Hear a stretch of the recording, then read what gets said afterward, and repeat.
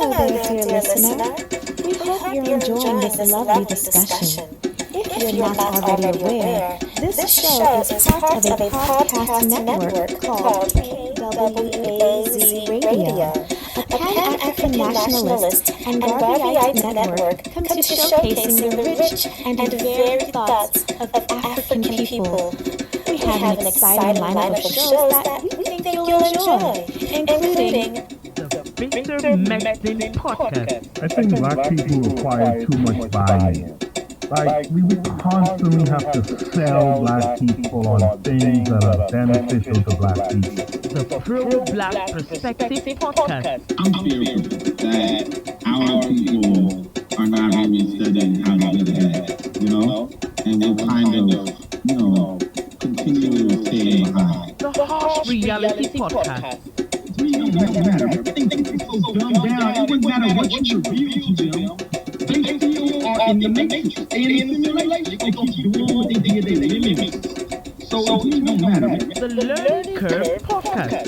Sexual access has never given you economic empowerment. The only person who has ever been economically empowered by a sexual relationship is the wasp and businesswoman. The Cathedral Chief Show. We know how to fight for our own. I guarantee you they'll stop doing what they're doing. I guarantee you they would have let their brother go. They would wait to see what black people don't do. Brother Bakari podcast. Black people love to claim folks that hate them, right?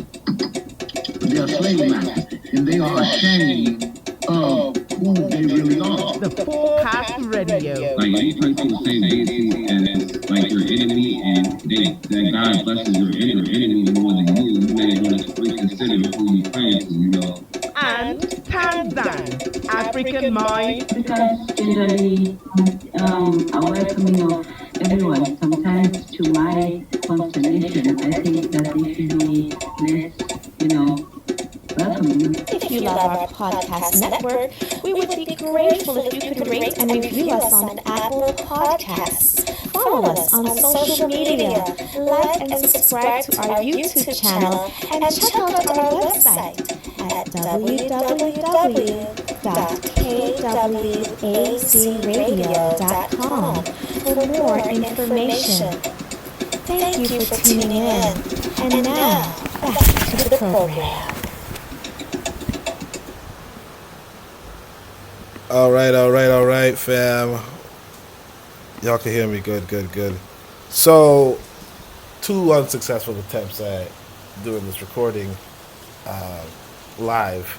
We decided we're going to do another pre-recording. So, we're going to try to progress in this book. Maybe chapters 2 to 4. We'll see. And I'm just going to jump into it because I've read this, at least these first few pages, a handful of times already. And those of you who tune into the podcast when it's live, appreciation. You heard this already, so you can cut through too. But all right, let's see. Chapter 2. The Logic of African Science. When Alan Turing, the computer pioneer, had a premonition of his friend Markham's death at the very instant he was taken ill, he felt that this was something beyond what the science of his people could explain. He wrote later, "It is not difficult to explain these things away, but I wonder." Turing obviously had then realized the limitation of the sphere of Western science, and with it, the limitation of its logic. So, I'm going to say this. I had a really interesting experience with somebody who was convinced about the powers of their premonitions. Let me tell you this. I understand why there's a crackdown. Because the people come off batshit crazy. They start accusing you of things that you haven't done, but they premonitioned. And it is wildly uncomfortable. I'll just put it that way.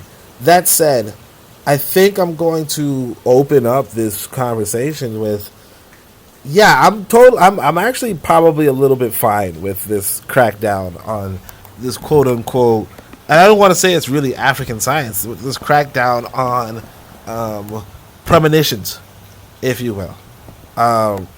Basically the human may have this Like, it's possible the human can have a slight ability towards premonitions. It's possible.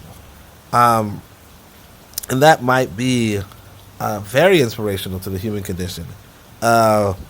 Whether it's something supernatural or whether it's something natural is not too clear. But what is clear is that it's not that accurate. It's not that accurate. And because it's not that accurate, yeah, humans who say it's not only not that accurate, it's not that useful. And because humans are saying to themselves, hey, you know what? This isn't that accurate and this isn't that useful. Right? It's okay to crack it down. It's not, oh man, you're anti-African because you don't follow along. Because I tell you, you follow people who do all those premonitions, and they're like, hey man, you know you did X, Y, Z. And you're like, I've never done that in my life. They're like, yo, I know that you went to that, you were at that restaurant. You're like, I haven't been in a restaurant in so long. And they're like, yeah, well you were, because I saw it, man. I saw it. You know, I hear voices that tell me. And I mean, yeah, is it more like you could say, is that something a part of our traditional condition where we were like, hey man, this person has a premonition, listen to it? Probably, but is it accurate? No. And that's one of the things I wanna touch on. I remember one time I heard Hassan Motep. He was going against science, going against divination, and he was like, hey, look. The reason why he's not with the divinations is if you were to try the same, like go to two different diviners, they would give you two different results. And the thing about the merits of science is that you would not get two different results. If like divinations were true, if divinations were scientific, you would not get two different results. You know, one diviner in city A, you know, they say, hey, you know, on October 4th, you will meet a new woman, right? If you go to diviner B, and diviner B says on October 8th, you'll meet a new man or something like that. Now you could say, well, both of them could be correct, and that's fine. But let's say instead city B is like October 4th, you will not meet a new man or something, or you will not meet a new woman. Right? Then direct contradiction, and it's like that is completely possible in the realm of diviners, in the sense that how true it is, it's not too true, and that's the thing. It's like I think that's what it really comes back to, you know, the premonition on, hey, I had a premonition that, Alan Turing says, hey, I think Markham is going to die, right? And then Markham falls ill. Sure, like, yeah, I think Markham's going to die. Oh, he falls ill. And it's like, I want to admit that humans do, like, there is that notion, but I want to say this too, that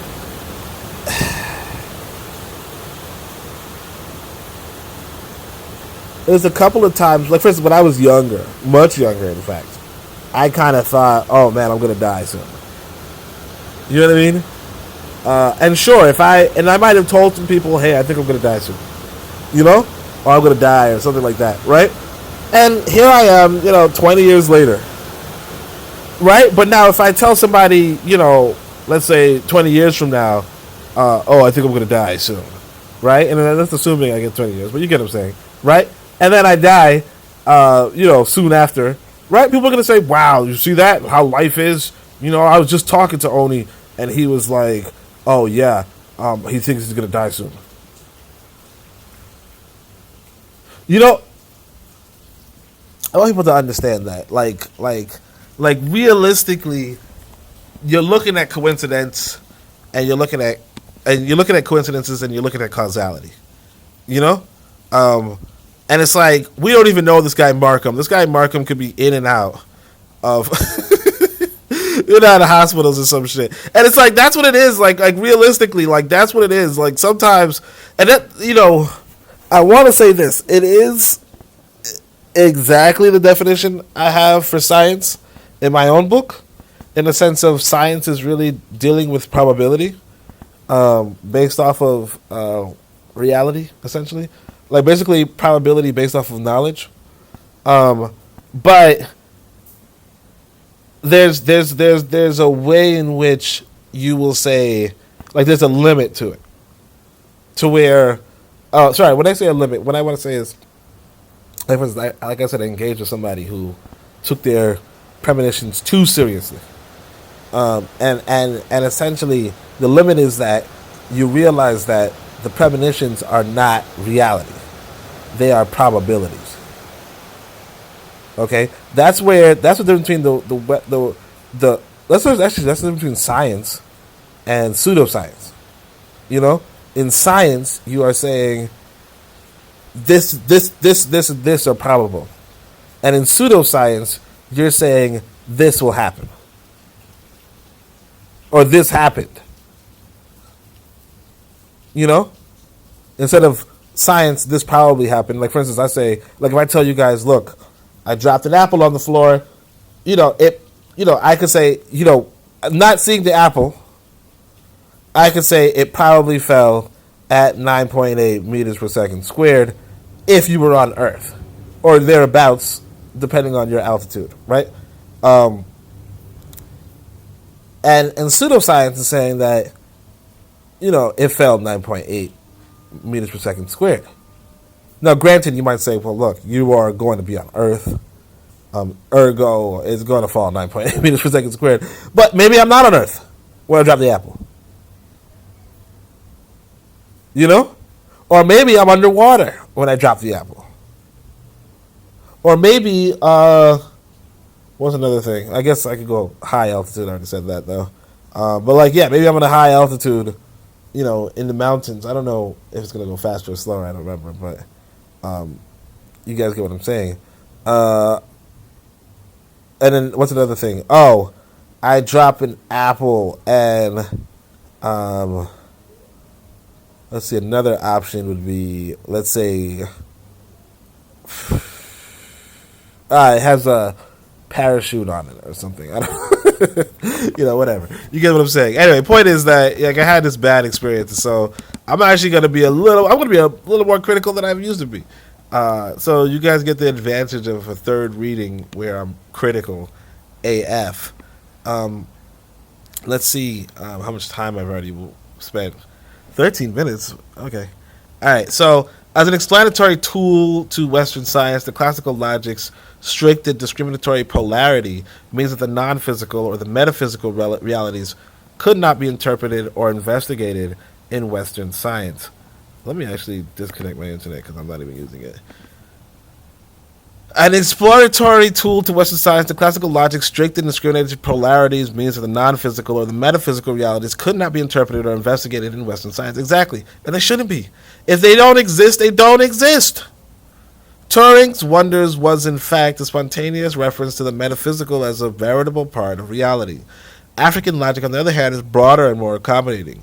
It explains adequately the African conception of reality as consisting of both the physical and the non-physical, or the metaphysical. In fact, much more than the Lucasiewez's three-value logic, African logic can axiomatize quantum mechanics better. This is because the third value and the three-value logic is actually negated and can never be affirmed. Hence, it is called the undetermined, since the two standard values that form it are contradictories. So we notice that the so-called third value in three-value logic is actually no value in reality. Hitting this brick wall of disharmony, the three-value quickly roll back to two values. Whereas in African logic, the two standard values, which are treated as contraries, come to a functional perfection of mutual complementarity in the third value called the complemented. So I do want to just give you guys why I might be a little bit more hostile to this than you or somebody else would, right? And the reason being, let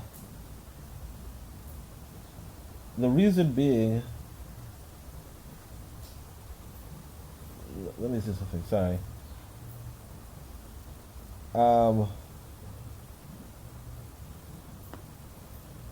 The reason being is like, here's it is. I have like I once dated a woman who did have who did believe that she had some precognition, some cognition or premonition skills, right? Basically, and the way how it went was this. Apparently there was some girl, I don't know, some girl who was kind of like not talkative, or maybe she wasn't talkative, I don't know. But basically there was another guy around the house and all that shit. I don't know. Not the house, but, you know, in the neighborhood. And she was like, look, I had a vision that this guy raped or was raping this little girl or something like that, right? And then she went and talked to some people, and then eventually it came out that, true enough, this guy was sexually assaulting, like somebody in the neighborhood was sexually assaulting somebody else in the neighborhood, right? And so it's like, yeah, good, you know? True enough, like you verify it with reality, and it's good. You have a suspicion, or you have a vision, whatever it is, right? Here's the issue. That same person could say, so and so raped so and so. Like, all right, and give an example. Like, let's say you, and you could be a man or a woman, and you know what you are, but you get what I'm saying. Somebody says that you raped a little girl. Okay, now you I'm hoping, right? If you're listening to my podcast, you're like one of 5 people, and I'm pretty sure you're not a rapist, right? I hope so, right? But anyway, somebody can say you did. Now, when they say that you did, in the like in this sort of world where this sort of accusation, these sort of premonitions, these sort of divinations are considered fact, are considered real, whereas the non-physical and the metaphysical are in line with the physical, right? It says reality is consisting of both the physical and the non-physical, or the metaphysical. So when reality is the non-physical, when the reality is the accusation, when the reality is, hey, you know, this person is endowed with some freaking foresight, and now let's say you are innocent. Okay? Now all of a sudden you get into big fucking trouble. Okay? And now the question becomes, do you want to be in that kind of a world? Because here's another thing too. The person who claims that you've done something, and obviously, you know, you haven't, they could, like, if people are trusting of their dreams, right? They can also make up their dreams. Just because. And I mean, I'm telling you guys, I didn't run into that exact problem, obviously, not accusations of rape. But somebody, like I said, I bumped into somebody with premonition type of thing, and they're like, hey, look, Oni, I will report you to so on and so forth. I'll report you to some authorities for doing XYZ. And I mean, XYZ is not, you know, obviously it's not attacking anybody, but still. But they're like, because I dreamed of it, I'll report you to the authorities. And now for me, I have the comfort of thinking, hey, you know what? That's just, the authorities would just dismiss them outright. Okay? Because, you know, like, who's going to prosecute based off of dreams, right? But I'm just thinking that, one. And two, what this guy's arguing is that people should prosecute to dreams. We have to come to terms with what we're saying when we talk about embracing this sort of logic, or what we're saying when we, and I don't want to put it to African spirituality, but like I said, after that last encounter, I think I might be a little bit more materialist, right? But what I'm saying is that, and I don't want to put it to African spirituality, but just for lack of a better word, and because I'm kind of rushing to get this podcast out, I'm actually recording it in the middle of the day. I will say, yeah, what we have to think about when we say let's bring back African spirituality is let's bring back putting the non-physical on level with the physical. Putting dreams on level with senses, right? And if you want to argue that, that's fine, until you realize some people can and will abuse these things.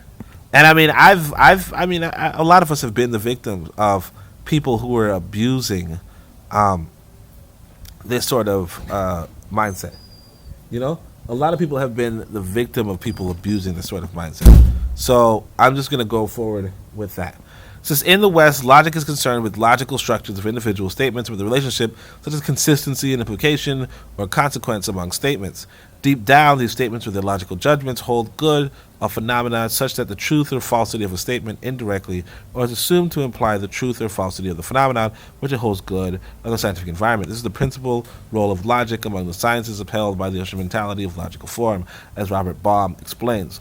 Several things can be determined by the logician about such statements and their relations. For one thing, it can be determined whether or not either an individual statement or a generalization is true or false solely by virtue of its logical form. So again, I explained this maybe 3 times, but basically you can't tell if something's true or false based off its statement, and of course he's going to go into how you can see that in science. So what Baum means is that since science thinks by generalization, inductive principle of its observation, it falls to logic, therefore determine the truth value of these observation statements. But that is not to suppose that observation statements can be true or false solely on logical grounds. This is because what logic actually does is to organize observation statements as science has articulated them into an argument form, and following this principle deduce the argument's validity. Frege states that to discover truth is the task of all sciences. It falls to logic to discern the law of truth. What he means is that logic is concerned with the connections between judgments and not the connections between phenomena. This shows that in the duty of science to assign values to the observation statements following its method of investigation, experimentation, observation, confirmation, and that of logic to validate or invalidate judgment of the scientific method and its results. It is in line with that, Copy declares a valid syllogism is a formally valued argument, valid by virtue of its form alone. Thus, we can argue that logic's role in science is limited in some respects. For one, given 2 inconsistent statements or theories in the scientific environment, it is beyond the scope of logic to determine which one to retain and which one to eliminate. Classic examples, the geocentric and the heliocentric astronomical theories, as both of them credited Ptolemy and Copernicus respectively, cannot be true at the same time. Logical criteria cannot provide a basis for the determination of which to accept and which to reject by the scientist. However, when science eventually makes this call, accepting one and rejecting the other, it states its reasons. These reasons are scientific judgments, and these judgments are what logic examines to discover the truth value and connections between individual statements, validity of the hypotheses, and their consistency. So again, he's like, and look, this is kind of true, right?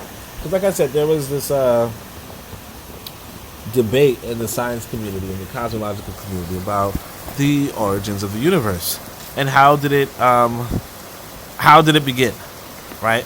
And of course, humans probably can never know, but that what you're doing is you're observing the evidence of the universe around you, to see whether like what you can possibly deduce.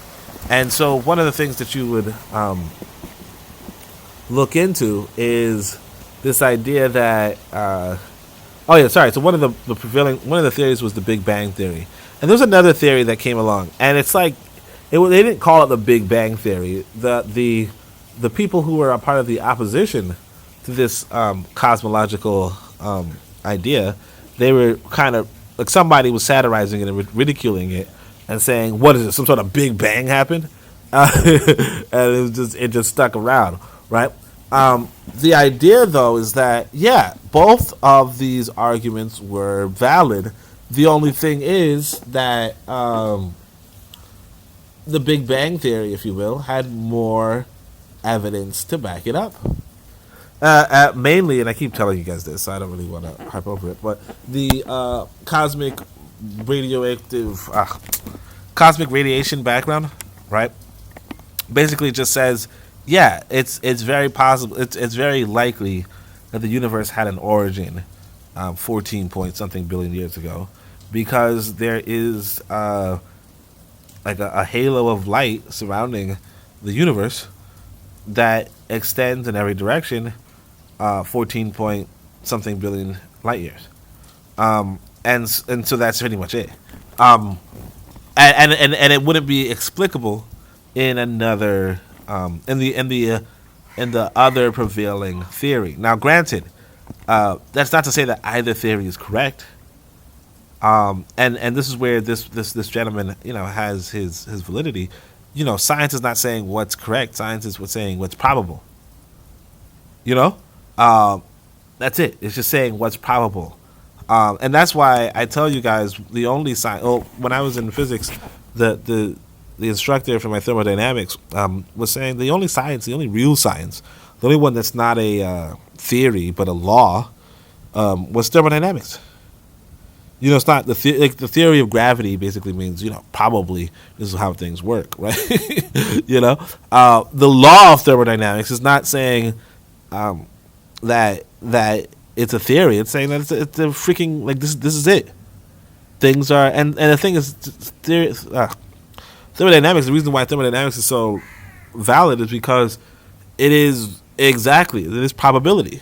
It's said differently. Thermodynamics is statistical mechanics.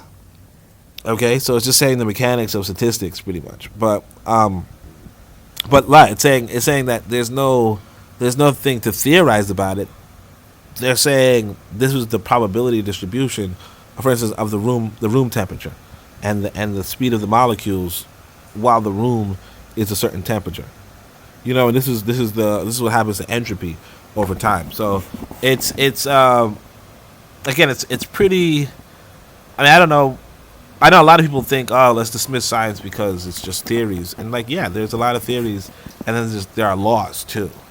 And that's the thing that we kind of overlook when we talk about dismissing theories. It's definitely dismiss the theories, but don't act like there's no laws in the universe. And so hence among its role, for instance, one of the laws, for instance, is speed of light.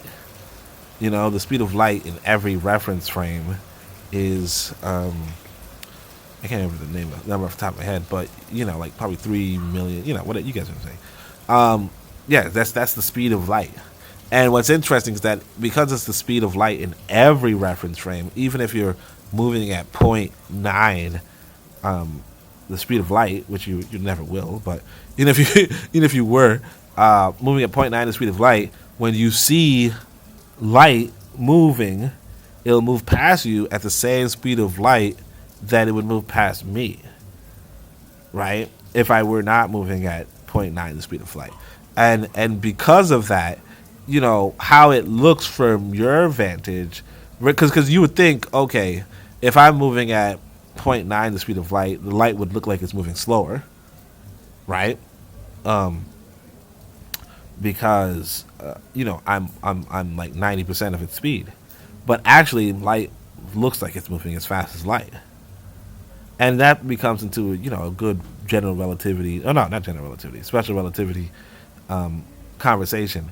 But that's just a different, separate, really interesting conversation, but just a separate conversation. It definitely makes you want to study physics though, if you haven't, or if you're interested. Anyway, so it has among its role in science. And I kind of feel like, I should go back and study some science.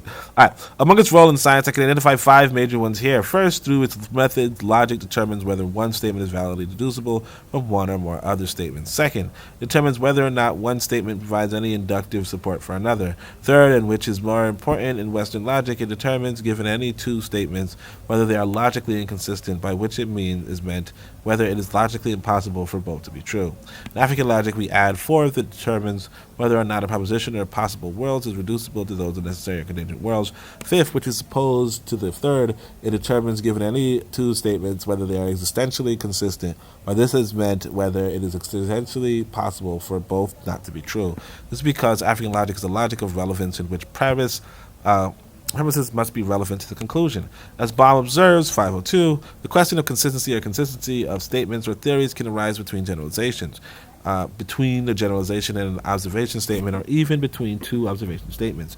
Also, it can arise between statements in 2 different theories. Thus, logic plays a crucial role in the scientific enterprise through deciphering the existence of inconsistencies in science's own language and method for the Western logician. In African logic, the determination of inconsistency would take the place of consistency. From the foregoing, we understand French's assertion that the laws of logic are not laws of nature, but laws of the laws of nature. This is because, contrary to Bauman's position, and again, I don't know what he's talking about. I told you guys this a couple of times. Like, you gotta write very clearly, and sometimes you gotta dumb down things. This is not really supposed to be an accessible book, honestly. So that's probably one of the reasons why you're not gonna understand. Like, later on, he's gonna do some mathematical notation, and it's like he doesn't even explain it. But it's supposed to be an introductory text, which is, again, big mistake. All right. This is because, contrary to Brahman's position, logic does not need to stand up to practical tests.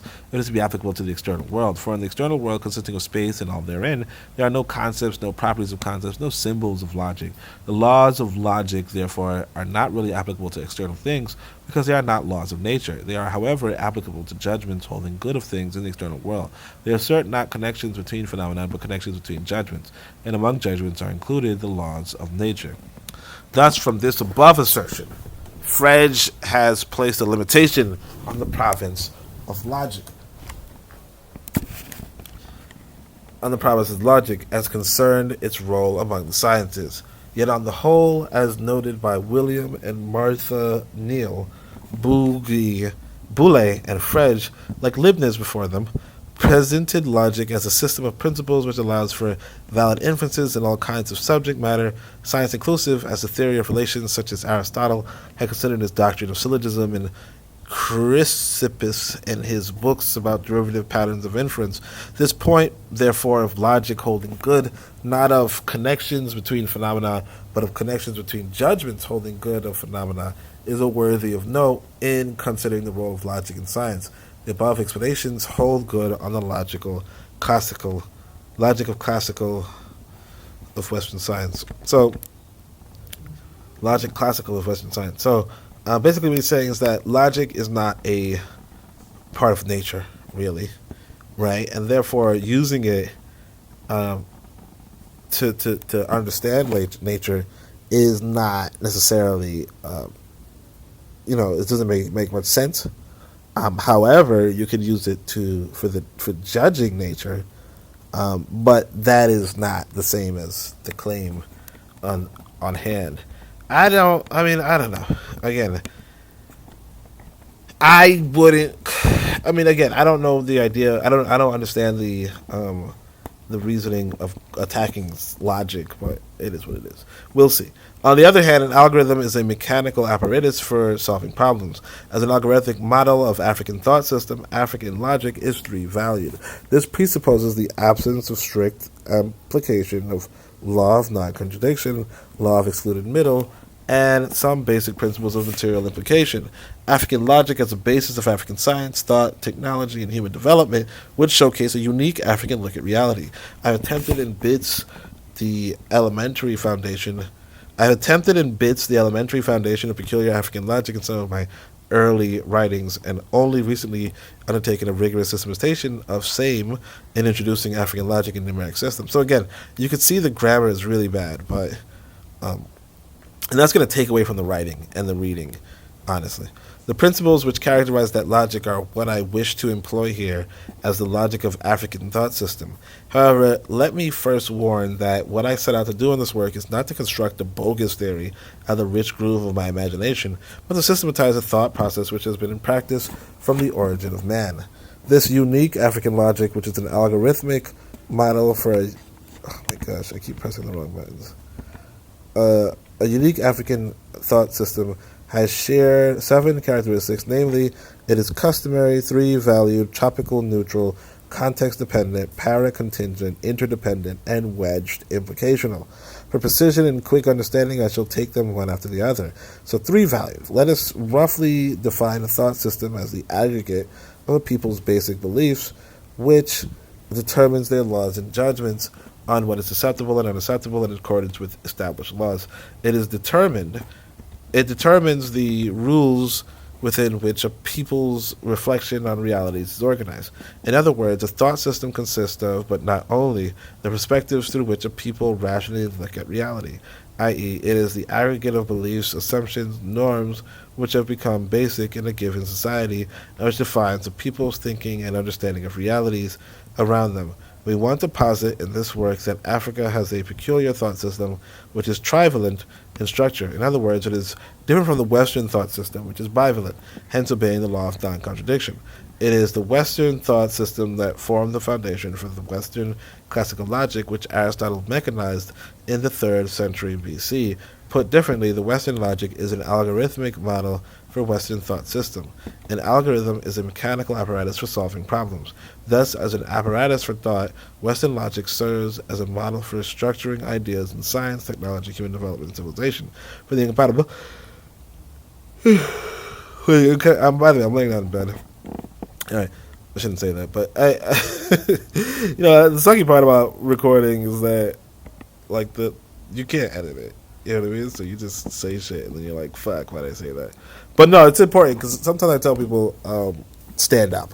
When you're talking, stand up. The only problem is that this is I'm probably going to read 40 fucking pages, and I don't mean to curse, but when you're reading 40 pages and you're standing up. No, actually, I'm just in Africa where I don't have a standing desk, let's just say that.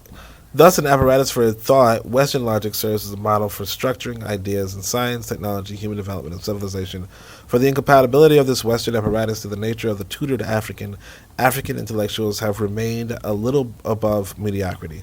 This inglorious status quo goes a long way in supporting the despicable claim that Africa has no thought system, no logic, and as such the African may never be able to think, invent, discover, or contribute meaningfully to world development. So, basically what they're saying is this.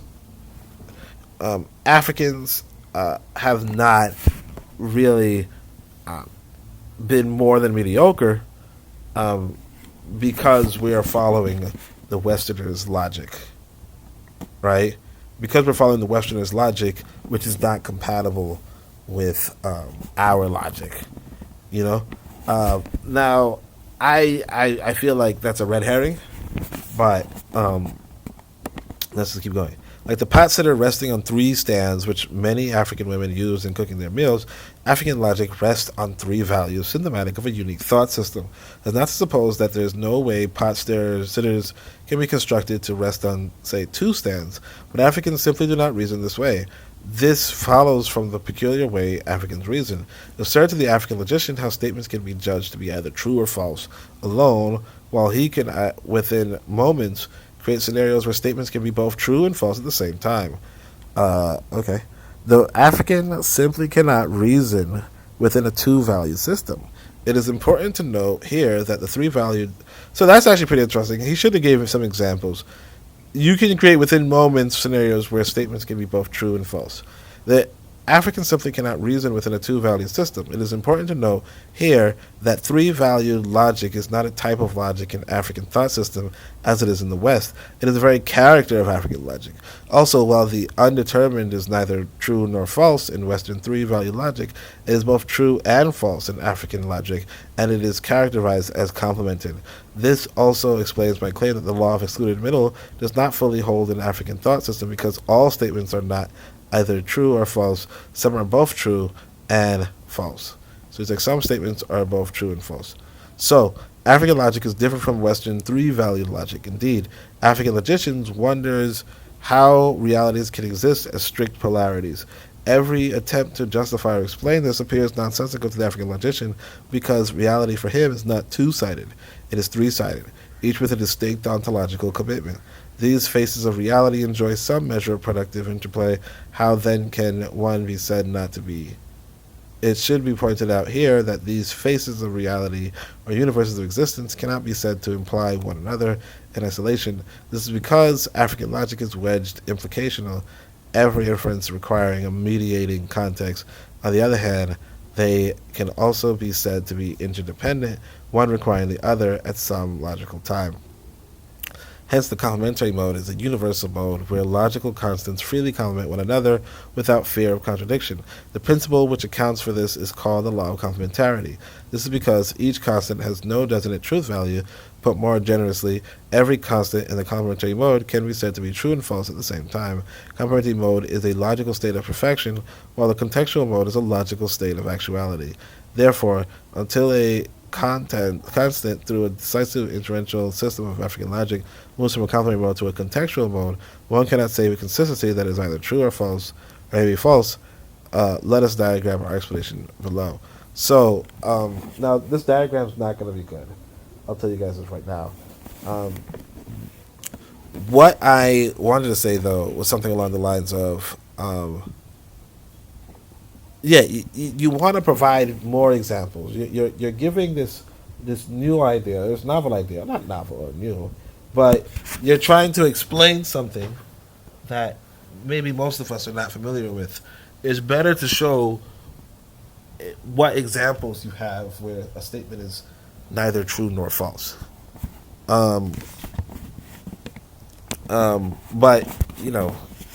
like so now you see this is complementary mode. This is where a statement could either be neither true nor false. C represents complemented, and so this diagram is really bad. I want you guys to realize, especially because there's no key to know what's going on. So it's like statement B goes into truth, right? Truth goes into A goes into false, false goes into B. What does that mean? Where A and B represent logical constants, so B is a logical constant, represent truth and falsehood, and C represents complemented. And so now you have this mathematical formulation, which I should have looked it up, honestly. But it's like, if I remember my notations from, whatever, you can say, for all A's, right? I think that means for all A's, T of A, the truth of A, is included, I think, in the truth of B. Let's just say that. For all B, the falsity of B is included in the falsity of A.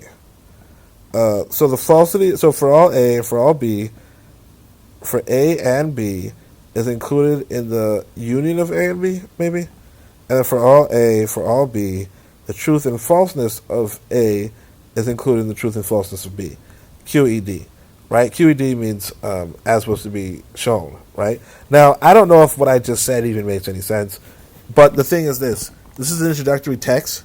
You should explain what you mean. Like, we're not all philosophy majors, right? We're not all, no, this guy's a philosophy professor. We're not all philosophy professors. And I mean, maybe this might be basic in the schools of philosophy.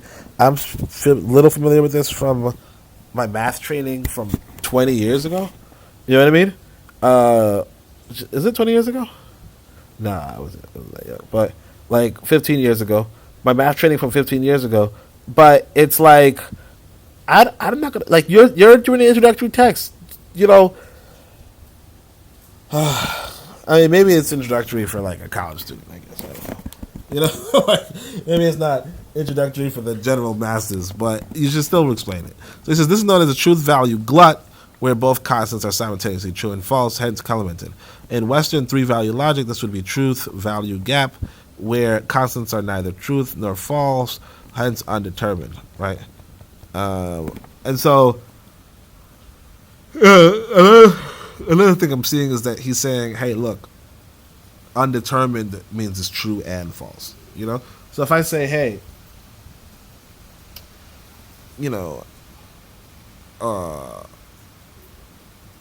let's say Mary is pregnant, right? And I don't know if Mary's pregnant or not, right? Is the statement true or false, right? And it's like, obviously it's either true or false, or in the Western logic, you say it's undetermined because I don't know, Mary doesn't know, nobody knows, right? This guy is saying in the African logic, it is both true and false. Now, to what extent is it true? You know what I mean? Like, and how do you act on that truth? So I'll say it this way. Suppose Mary is married, right? Mary is married to, let's let you get some African names in this mofo, right? So a Kamfo, right? Mary is married to a Kamfo. Kamfo hasn't been in the country for a year, okay? Is Mary pregnant? If you're saying she is and isn't, right, then you're basically saying that she is, right? If she is pregnant and her husband's been away for so on and so forth, then you could act against Mary in some sort of way. Like the husband could justifiably cut her off of his support system or something along those lines. Now, he cuts her off her support, and she's not pregnant, then he's an abusive, weird, paranoid husband. You see what I'm saying? Like we have to come to terms with how actionable are these ideas. To what extent can we take action on these ideas? And like I said, I run into occasions where, people are acting like their dreams are as valid as my testimony.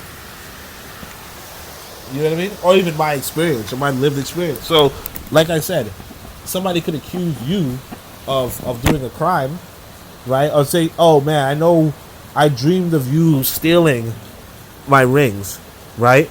Or I had a dream of you looking through my phone or some shit like that. Let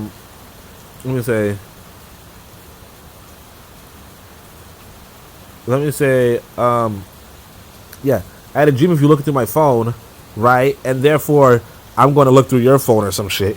And it's like, wait, that's not even how, like, that's not how it works. You know what I'm saying? So it's like, should it be actionable? You have a dream of looking at my phone? Okay, maybe I should put a password on my phone. Like, oh, okay, maybe I have vulnerabilities, but I can't then act against you based off of something that I dreamed of, is what I'm saying, right?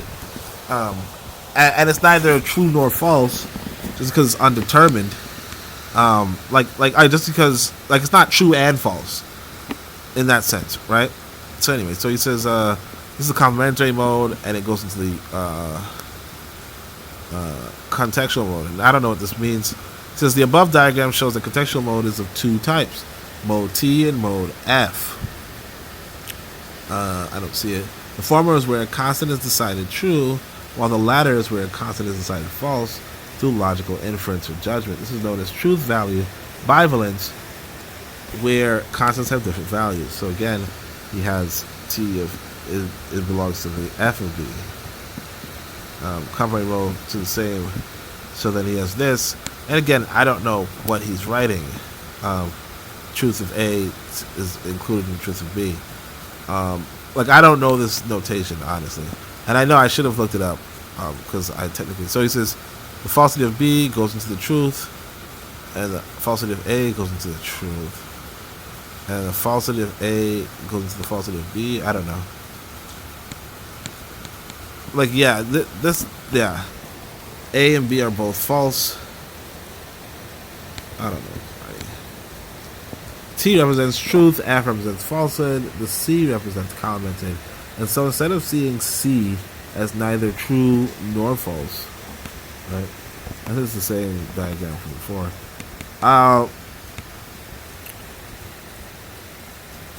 Neither true nor false. African logicians see it as both true and false. This is because African logic does not recognize the law of non-contradiction, but that of complementarity. By this law of complementarity, two different realities are seen as contraries and can cohabit. What happens, however, is that at their point of complementation, both realities lose their identity within the complementary mode, and they are treated as a full being, complete and not fragmented. So one cannot say of the complemented it is true or it is false, or even it is neither true nor false, but that it is both true and false. The places that complemented at the ontological level of becoming. This places the complemented at the ontological level of becoming. So he's like, hey, some things may not be true, but they might be becoming. They may be true, but they might be becoming false, or they might be false and they might be becoming true. And I mean, that's, I don't know. Like, again, it really comes back to what's actionable about this. You know, like if I say, I have, like, right now I have one son, right? So I say I have two children, right? And I mean, I may have two children in the future, right? So is it false or is it true that I have two children? Now, you say it's both true and false, right? Like, it's true in the sense that I might have a child in the future, but false in the sense that I don't have a child. Like, realistically, it's just false. Anyway. So anyway, let's keep going. At fragmentation, the elements therein undergo a centrifugal movement out of the complementary mode and therefrom attain actual but partial being in definite existential context. It is on such context that each is said to be true or said to be false. But prior to the dialectics, the domain of C is said to be complemented, meaning it is known that the properties of truth and falsehood are both subsisting, thus constituting full being. Some writers have conceived the African three-universe of existence as a circle, Equaliar and Anwa represented below as such, NMA. Others conceive it as something similar to a triangle, NMA. Okay, what is NMA though? What is NMA? Okay. However, it is conceived the important point here is that reality has three spheres which constitute the focus of African scientific research.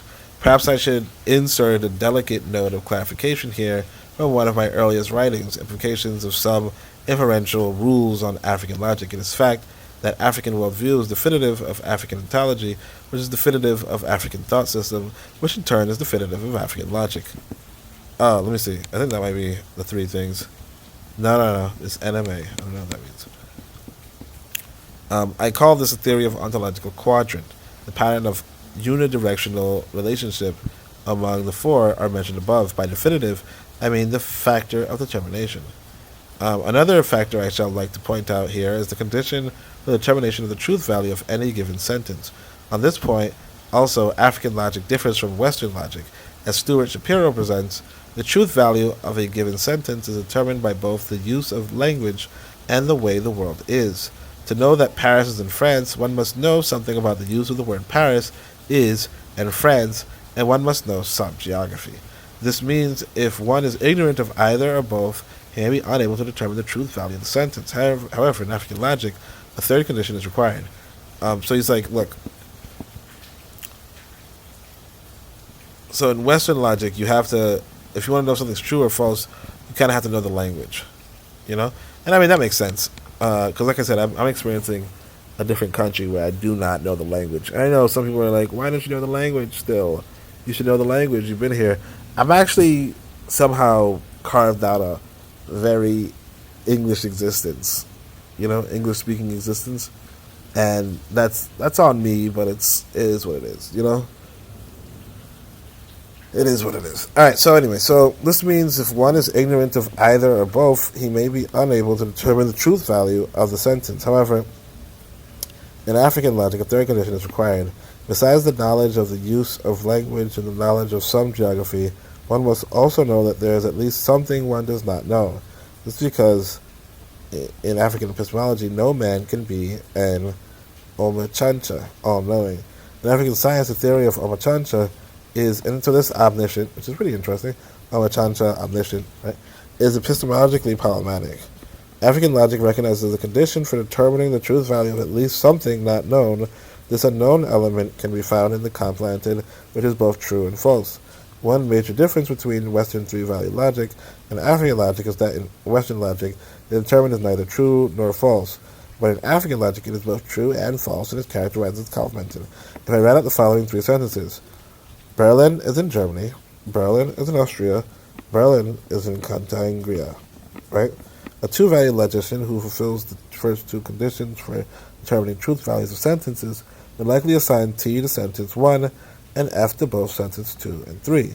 An African logician, on the other hand, who operates on three-value logic and who fulfills the additional condition of knowing that there is at least something not known, would assign T to sentence 1, F to sentence 2, and C to sentence 3. This is because sentence 3 represents a possible world or universe one does not know something about its geography. Right? So he's like, look, this is true, this is false, this is both true and false. Berlin is in Katangria.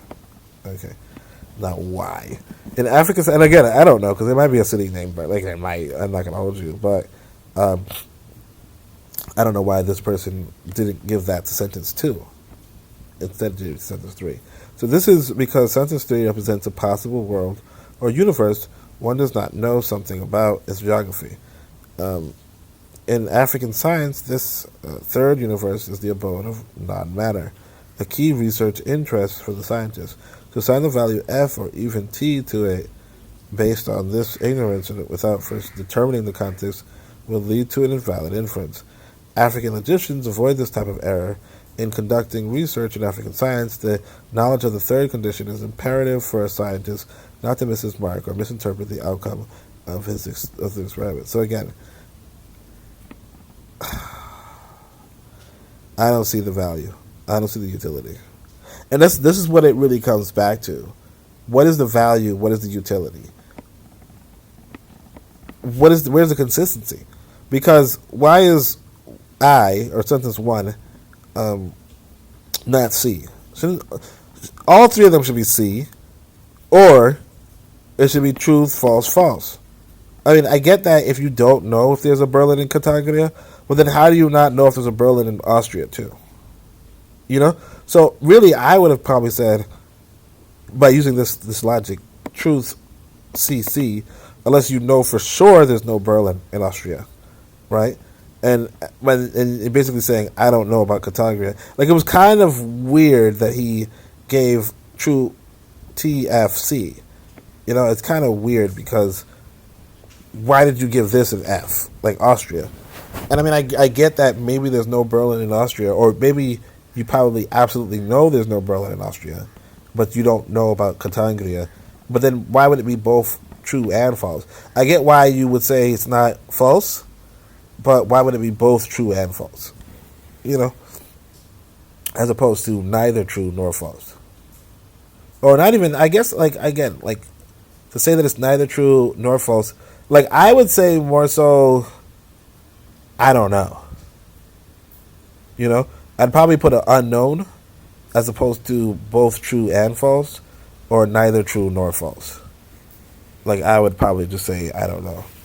African logicians avoid this type of error in conducting research in African science. Oh yeah, so context dependent. So truth value of statements in African logic is context dependent. Any true or false statement is so within a context. What this shows is that there are chances of a statement changing its value when it is moved to another context. In much the same way, African scientists always emphasize the role of context or controlled environment when they publish the results of their experiments. They want the public to know above all else that a certain result is generalized based on the experiments conducted under so-and-so controlled environment. A good example is an experiment conducted to ascertain the breeding and survival rate of certain bacteria in both the human environment and the body of a mammal. The result of this, and remember, humans are mammals, right? But the result of this old experiment helped in many African communities in the production of herbal medicines for curing diseases such as yellow fever, cholera, diarrhea, etc. 3 pots of soup were cooked with the same ingredients, except pot 1 had the addition of red oil, melon, and bitter leaf, pot 2 had the addition of melon and bitter leaf only, and pot 3 had the addition of red oil only. Now, initial experiments have shown that red oil is a chemical compound with the capacity to restrain certain bacteria from breeding at a fast rate. The melon has the capacity to greatly undermine the capacity of red oil. Bitter leaf is found to enhance the breeding of bacteria, but not as fast as melanin can, especially when exposed to CO2. These 3 pots were first exposed to the same high-temperature environment of not more than 40 degrees for 24 hours. Then an exact replica of these pots, again exposed to the same low temperature of not less than 20 degrees for 24 hours.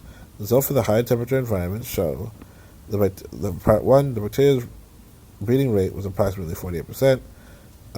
Part 2, it was approximately 89%. Part 3, it was approximately 10%. A 4th part with no addition exposed to the same environment was used to calculate these results. So you have your control, which is the 4th pot. And essentially, long story short, it looks like red oil was the most effective in reducing the thing. And this was soup? I'm about to get me some red oil soup. I ain't going to hold you guys. All right, so on the other hand, the results for the low temperature environment shows, oh wow, low temperature soup. What the fuck? I don't know how to eat low temperature soup though. I'm just messing. No, this looks like a direct division. 48 divided by 2 is 24. 89 divided by 2 is 44.5. And 10 divided by 2 is 5. So I don't know if these are real numbers, but if it is, then it's a direct multiplication, if you will. Now, these soups were fed to rats. The ones that ate high temperature, 1 and 2, showed signs of sickness within 5 hours. The 5 rats that ate from pot 2 died within 72 hours.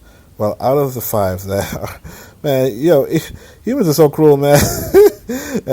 While out of the 5 that ate from pot 1, 1 died within 72 hours, 3 died within 5 days, and 1 survived with apparent organ malfunction for another 3 days before she died.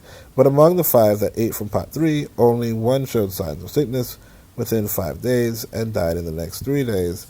4 never showed signs of sickness, but all survived.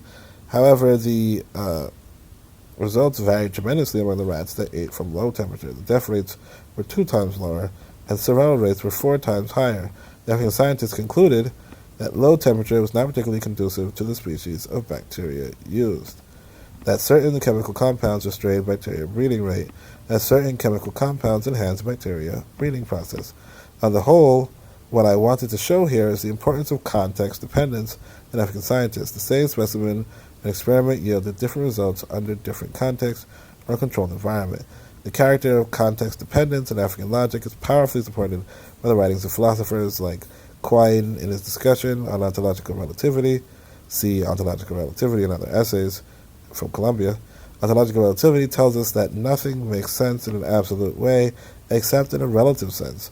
But more explicit is that Gottlob Frege, in The Foundation of Arithmetic, which sounds like a good book, he propounds what he calls 3 fundamental principles of logical inquiry, the second of which states never to ask for the meaning of a word in isolation, but only in the context of a proposition. This means that the meaning of a word sought in isolation is likely to be mistaken. In African science, as in African logic, the truth value of a proposition or results of experiments are deemed to be context dependent. So that wasn't a bad chapter.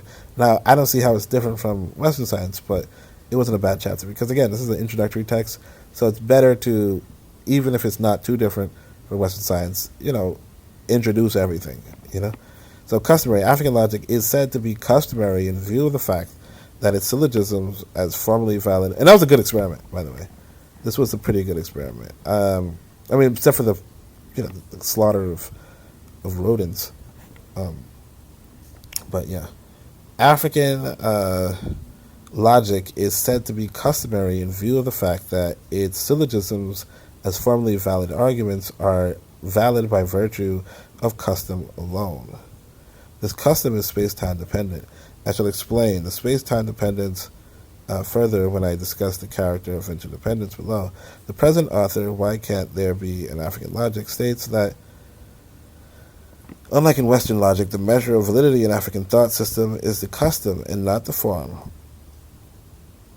What is valid and what is true must take their rise from the customary provisions. A young man must give up his seat in a gathering, his position on a queue, his share in booties, etc., to someone older than him, if required. An argument to the contrary would be invalid. There should be punishment for crimes committed, but the son of the soil cannot be punished for crimes committed in his mother's community. People should join the queue to receive service, but a man of status must be served on arrival. Respect is reciprocal, is for people of the same age grade. The young must always respect the elder, and the elder owes the young no such obligation. A man's best struggle in life is for his daily meal. Wealth comes from the gods alone. Any argument to the contrary would be invalid. Further still, the same paper states, if the Western logic is called formal because of the centrality of form in it, African logic can therefore be called customary because of the place of custom in it.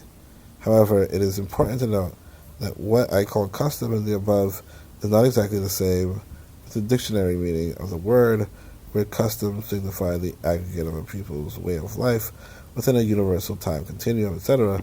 Beyond this, there is an additional ingredient of flexibility, which by calculation reduces the property of cultural value to time, not to universal time, but to relative time, such that when we talk of custom in African logic and also in African science, we mean what obtains now, yet this now is relative. it could mean within the moment or day or year. Perhaps the term that appropriately captures this meaning is period, which is also context dependent. In doing African science, period of investigation is key to the type of results attainable. So, I'm always sick, right? Well, not really, I'm not sick, but this is pretty interesting, these customs, if you will. I kind of like the idea of a man of status should join the queue to receive service, but a man of status should be served on arrival. But I'm not actually a man of status in this country, I forgot. But yeah, actually we see that, I told you guys one time these people were driving, like all traffic stopped so that the politicians could drive their entourage through, and like it stopped for like 30 minutes in the middle of the night so that these guys could drive through, and they weren't even like close. It was like kind of like how like for ambulances you like would pull to the side as soon as you hear the ambulance, you just pull to the side. But like that pulling to the side might just be like 5 minutes or maybe even like 3 minutes. But in this country it was like 30 minutes in advance. You would have pulled to the side. Like in all traffic stops. It's crazy. But I'm not really seeing the okay, I guess I'm seeing kind of where the logic comes in. Basically like so if somebody older than me says, hey, take it, go to the left, right? And it's really, everybody knows it's to the right. I shouldn't say, no, go to the right. Or I shouldn't even, like I should just walk away, honestly. Or if I'm the being led, I'm technically supposed to just go to the left, even though it's to the right, which is dumb. Well, it's not too dumb, honestly. It's okay. It's like I'll admit I kind of like it, It's kind of like I remember, this is my trouble that I had at this. Like I said, I quote unquote got married, right? So let's say I got married. The woman has a child. Her child is way more talkative than my child, which is good. Good quality to have, but he's also like more talk backish in a sense. And now my son is also too, but and I'm grateful for that, honestly. But what I'm saying is that I think they were like playing video games or something like that. Yeah, I make kids play video games. Sue me. No, don't sue me. I don't have that kind of money. But playing video games, and both of the boys are sitting right in front of the television. Okay, so I tell them, go sit on the couch. Do not sit that close to the TV, right? And my son, he is a strong father. He gets up and goes sit next to the TV, right? The little boy, now I didn't understand what he said to me because he spoke to me in Swahili, but pretty much he said, "Give me a reason," give me a reason. And so I'm thinking to myself, what in the world? Why is this boy talking back? Why is he not just listening when I'm talking to him? Now, his mother kind of reasons, hey, you know what? It's good to, have a kid reason. Because, you do want kids reasoning, obviously. And you do want to give them justification. But, like, it's kind of like, I'm also of the school, you guys probably don't know this movie, but there's the Black Panther movie. I know you're like, whoa, we all know Black Panther movie. Not that one. There's another one by BET. And that one... in that movie, what happens is that at some point, I think it's T'Challa's like, he saves this kid from like a nuclear reactor or something, and after he brings the kids to his parents, the kids are like, he's like, why were you near this nuclear reactor? And they're like, the kid says we wanted to go, so we went. And he's like, oh, so we listen to kids now? Like why are you listening to children? So, like, that's kind of, like, the mentality that I have when it comes to parenting, where it's like, I tell you to get up, you just get up. Now, if you want a reason, you could probably ask it, after you got up. But you're supposed to just just get up. Because I'm not arguing with a child. I'm not begging a child. I'm not, like I put too much food on the fucking table. You know what I'm saying? Like I put too much food on the table to be like told no. You know what I mean? But like he also had the excuse of, he doesn't necessarily understand English all that great, and like I'm not technically his dad, so it is what it is. But anyway, so let's go topic neutral. Many couldn't say, but like my son, I was like, get the fuck out, man. Don't tell me this bullshit. Crazy. You know the damn way you talking back to me. No, but he started talking back to me. I ain't gonna hold you. You know they say the sooner a child talks, the sooner he talks back. So just realize that. But I should teach him these things right here. Give up your seat to women and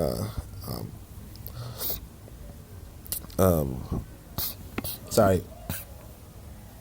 My I don't know. It's raining, I guess. All right, so topic neutral. So I gotta go to the bathroom and like spit this shit out. Hold on a second. All right, back.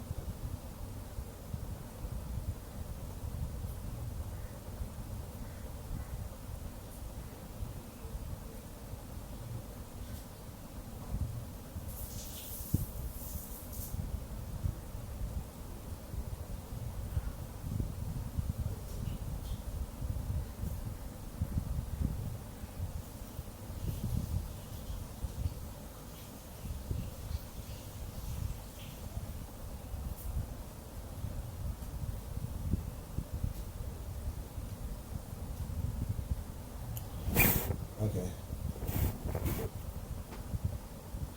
All right, I'm returning. All right, so many conceive logic as instrumental. So what is this one? Topic neutral. So he says, many conceive logic as instrumental. It is to this end that logic comes handy to any field and indeed any culture. Being topic neutral simply means that the same principles of logic can be used to reason in different topics across diverse fields. So chemistry might be true only of chemical properties, and the principle of cognitive science applicable only to humans.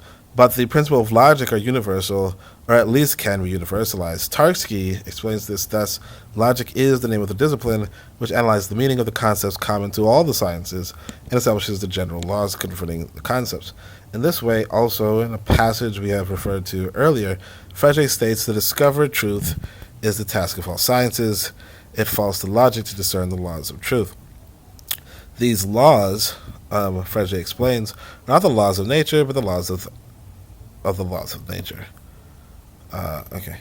What Frege means here is that the laws of nature apply to the connections between phenomenon, but the law of logic applies to the connections between judgments which hold good of external things, notwithstanding topic difference and field diversity.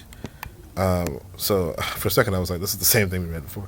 African logic, despite being three valued, is topic neutral and instrumental, which is why the African scientist, and indeed any other specialist or researcher who understands that the universe of interpretation is not two but three, finds in African logic a tool in his hand and in his field as well. This third value in African logic represents the third universe, which in African science is the abode of non-matter, an important object of study for the African scientist. So this was not a good paragraph because, one, it just repeated the old, the references to the he already made, and two, it didn't really introduce like what he meant per se. I mean, I kind of gather that he's saying, like, he didn't give an example. I think if you're writing a book like this where you're explaining these heavy concepts, you should give examples. Now, I probably say that I say that with a grain of salt in the sense that technically I'm giving a lot of like I'm writing a book, but I'm not giving that many examples.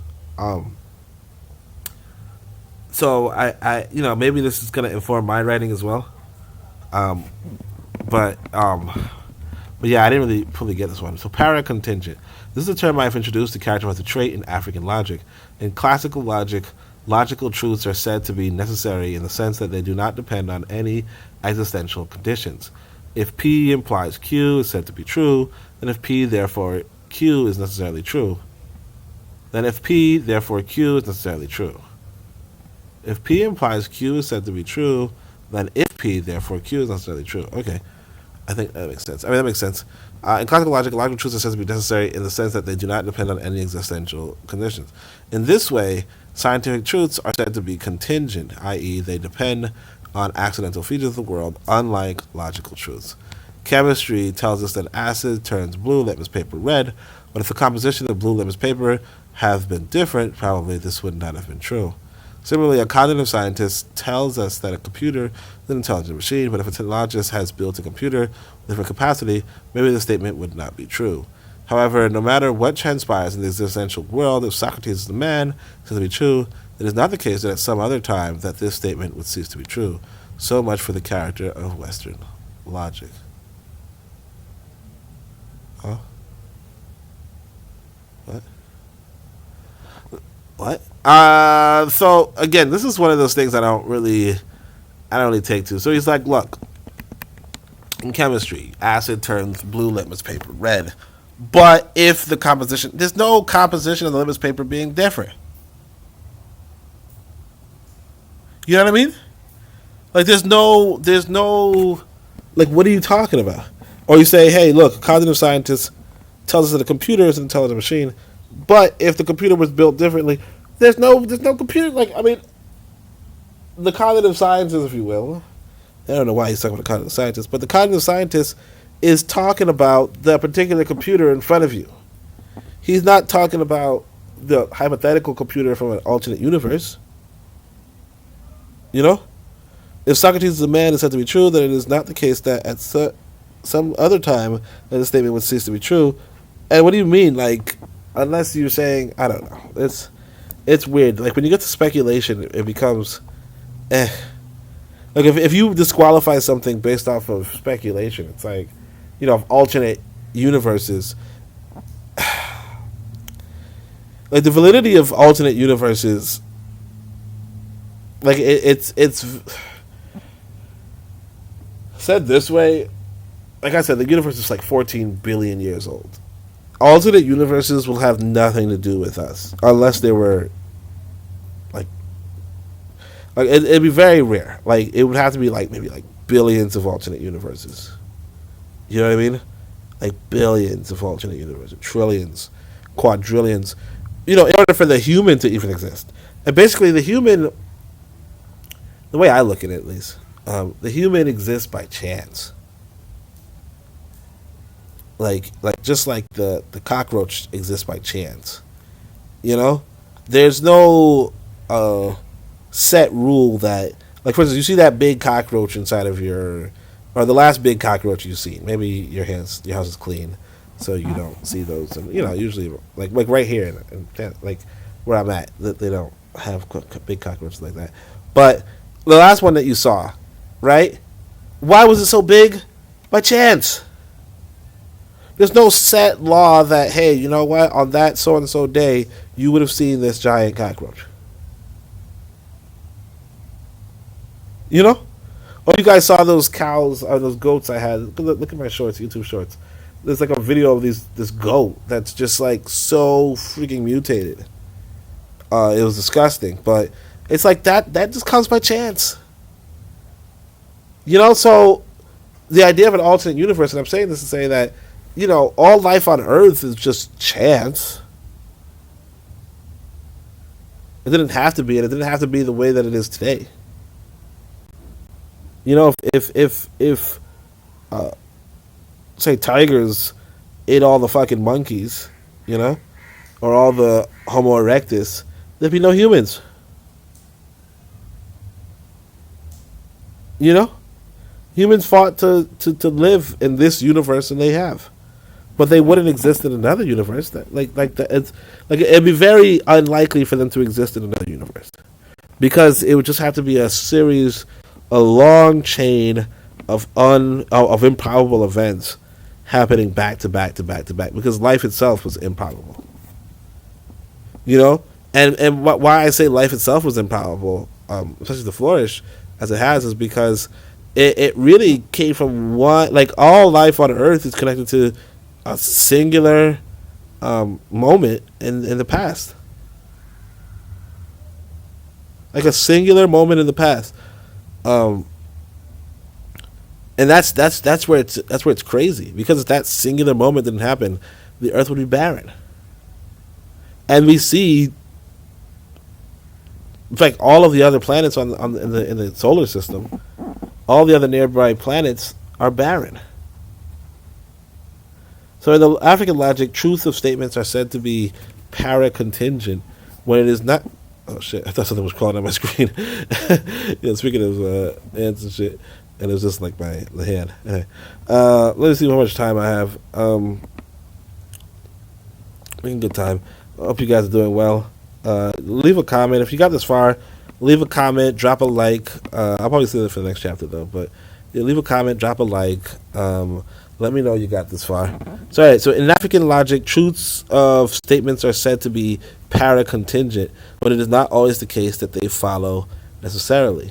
They are necessary truths, but not always so. This means that there are conditions which they present and they do not follow necessarily, i.e., they follow para-contingently. However, and again, he didn't establish this well. However, such conditions do not depend on the features of the natural world, but on the feature of the subnatural world. The term subnatural we have already explained earlier in the work, but perhaps a little glance over will be helpful here. And actually, it would be, because I don't know what he's talking about. The subnatural world is a universe of non-matter. It is a world of a different kind of existence, but the things which exist there are not like the ones which exist in the universe of matter. The African scientist tells us they are non-matter. Hence, when an African logician constructs an argument involving non-material or subnatural existence, or material arguments which shift in context the truth of its proposition, are said to follow para-contingently, i.e., dependent on the features of the non-material universe or the subnatural world. At other times, the truth of logical propositions follows necessarily. This, however, does not lead to inconsistency, because when the universe of non-matter is para-contingent, it is consistently so. So I don't know what he's saying. So wedge implication. This is another key point of departure between Western and African logics. No doubt one that would make a Western tutored logician marvel at its seeming absurdity. But it is really absurd? The answer is no, it is not. It is a vital characteristic which explains, and you gotta explain it. It is a vital characteristic which explains the nature of reasoning in African thought system. Reasoning is here conceived not as procedure for revising our beliefs, changing our views, acquiring new beliefs, and abandoning old ones, but as a procedure for testing our logical assumptions or the coherent arrangement of our thoughts. This characteristic also accounts for the logical structures of consistency and consequence and or implication in African logic. Here, an argument cannot be consistent without first appealing to context. And I thought this was the three letters, but it's not.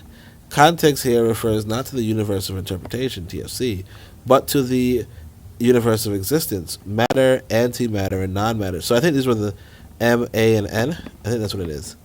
So let's just look up at the diagram and see if, was it, yeah, M, N, A? Yeah, I think those are the three. Yeah. Non-matter, matter, and antimatter? Wait, did he say antimatter? Non-matter, matter, and antimatter. So antimatter, you gotta watch out when you're talking about antimatter. Antimatter, essentially, when it gets into contact with matter, annihilates it. And essentially triggers, some people suspect, a giant explosion. So when matter and antimatter come together, it's like a nuclear bomb type thing. Like that kind of event. So, like, talking about antimatter casually, doesn't really make much sense. And we're talking about nuclear bombs from like just particles engaging each other. So like a proton and an antiproton, if they interact with each other, then they will cause an explosion of some sort of great magnitude. I'll look it up, in fact, because I know that sounds ridiculous to most people listening to me. And I mean, it partly does sound ridiculous to me too, because we don't really talk about it, but it's more like something you used to talk to your older siblings about. You know, your older siblings who were not physicists would talk about it, maybe. Or maybe it might have showed up in physics class too. But like they would just talk about it and, you know, just casually mention explosions and so forth. Oh, I forgot to turn off the internet. They would casually talk about explosions through the interaction between matter and antimatter. But like how tremendous the explosion is for a proton and antiproton is something like that. So let's see if I can. So anyway, I don't know what non-matter probably like dreams and shit. I'll go to Wikipedia only because fuck it, let's go to the Department of Energy. I don't know why the DOE is explaining antimatter, but it is what it is. Let's see. I'll switch screens. Oh, you know what I hate about switching screens is that I sometimes forget to switch back. And I'll say that and then forget to switch back. You know what? I almost accidentally...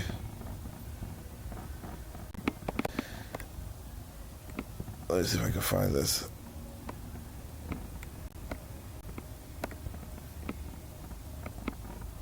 Let's see if I can close certain windows. Let's see. Let's see. So I have this open. I have this should definitely be closed. You gotta make sure, because what happens is I'm gonna switch my window, and when I switch my window, it's gonna just open up possibly anything, you know, because this app is like that, where it's just like, hey, that thing you had open is gonna be the first thing that they see, and you know, sometimes you just don't, you know, sometimes you just want some sort of privacy. All right, so we go to browser window, and good, there's nothing shown, which is better than something shown, honestly. So it says DOE explains antimatter. So, the Department of Energy from, I don't even know, honestly, what country. Oh, it's probably America. So, Department of Energy. So, antimatter is a twin of almost all the subatomic particles that make up our universe. The matter in our universe comes in many forms: solid, liquid, gas, and plasma. These forms of matter all consist of subatomic particles that give matter its mass and volume. These particles include protons and neutrons, electrons and neutrinos, and are other parts of the standard model of particle physics.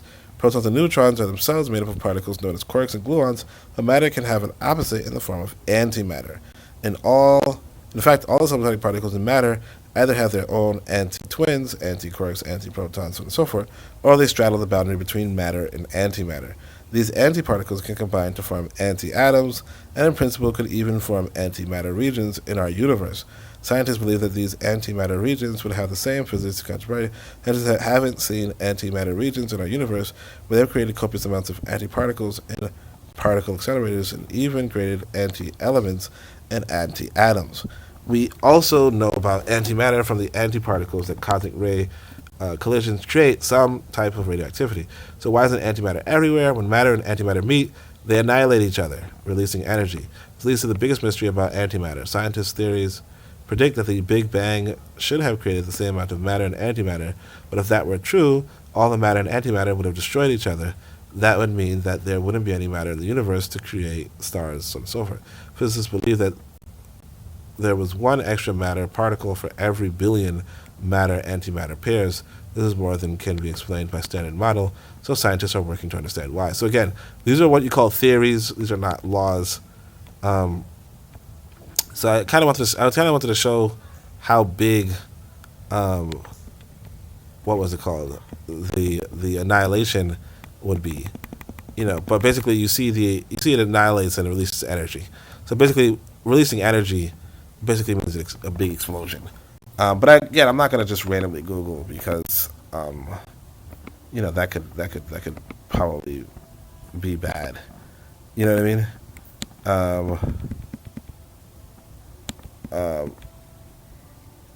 But yeah, so basically that's pretty much it.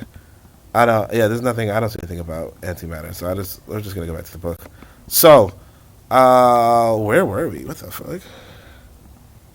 Oh, yeah, so we just saw worlds of matter, antimatter, non-matter. Also, a cross-contextual inference or argument is consistent in all cases, except when the words of worlds of matter and antimatter are the antecedent and non-matter the consequent. This is because in African ontology, the three universes interact, but in the world of non-matter, which determines the worlds of matter and antimatter, never the other way around. So it's a delicate line between consistent and inconsistency. Consistency and inconsistency in African logic. A Western logician wants to show that if they take G to be a set of formulas, and F is a formula in a logical system S, then F would be consistent if it is derivable from G, if its negation is not also derivable, i.e. G something F. Otherwise, it would be inconsistent in the system. But an African logician would want to show that if you take G to be a set of universal formula consisting of context M, A, and N, and F is the formula of set G in the context of M, all logical systems S, that F would be consistent if it's derivable from G through M, even if its negation is also derivable from G, i.e. G something M, F. So, again, I think using the word antimatter might not be the right word, from a physics standpoint. But anyway, so it says, in terms of cross-contextual inference, an African logician wants to show that if you take G to be a set of universal formulas consisting of context M and A, and F as a form of the set G in context M, all of the logical system, then F will be consistent in all cases except when F is derivable from G, but through M, where M is not the first place, if and only if M is equivalent to N or A. So again, okay, so he does tell us that this sign means equivalent, and I guess he's saying this sign is derivable from G. No, through where M is not. No, so I don't. Yeah, blech. We're just trying to read through this at this point. It is therefore the intervention of context which necessitates the awkward term wedge implication, cross-inference involving the three basic universes M, A, and N, and consistent and valid only when the formula F or set M is derived through MAN with M in the first place. This is designated as the permissive principle. We formalize this as this. This will immediately become obvious if we choose to write out formulas depicting any rule. Let us consider the simple rule of modus ponens. So I do want to say that you kind of see, or you should see, that there are not three universes. You know what I mean? If you will, you can say, hey, there probably is a universe of non-matter, right? And I mean, you could say that's the fantasy, that's the imagination. But antimatter is not its own universe. Antimatter is on the level of matter. It just so happens that what we call matter is what makes up our universe. And antimatter just happen to somehow not be as abundant as matter, as antimatter. As matter, yeah. Anyway, P inside of Q, P therefore a Q. I don't know what this means. African logical formulation, this would be correct if written thus: Pn. And what is he writing? The sign and are called context indicators. In this work, we introduce as a convenient notation for wedged implication, such that instead of writing P M, we simply write P wedge M. Q. Note that this implication is wedged such that P does not directly determine Q, but passes through M, permissive principle. In this way, we can conduct our proofs from M through N and A safely. In this way, we effectively replace the sign for material implication with that of wedge implication in African logic. The place of context indicator is very important in African logic because no variable or constant stands in isolation. To derive any meaning at all, or to be capable of... Hold on a second, did I show the screen again? Yeah. To derive any meaning at all, or to be capable of representing an existent, a variable, or a constant, must be reducible to a context one at a time. The imperative for context can be accounted for in the theory of ontological quadrant, which we have explained earlier. From the foregoing, it can be seen that African logic is a logical consequence of that which depends on context. In this way, also, African scientists in their experimentations observe this character during generalization and publication of result. Inductive inference requires that a certain result be generalized, and in doing this, the context of the parent experiment must have to be stated, or more appropriately, results are stated or generalized in the context of the parent experiment. These are the basic principles of African science, the very logic underneath this ancient practice. However, sorry, what the fuck? Alright. Perhaps one was however absurd it might sound to a non-African, it is the way it is in Africa. What? That a certain result be generalized, and in doing this, the context of the parent experiment must have to be stated, or more appropriately, results are stated or generalized in the context of the parent experiment. In this way, African scientists, the experimentation observes this character during utilization, publication of results. What? I don't understand.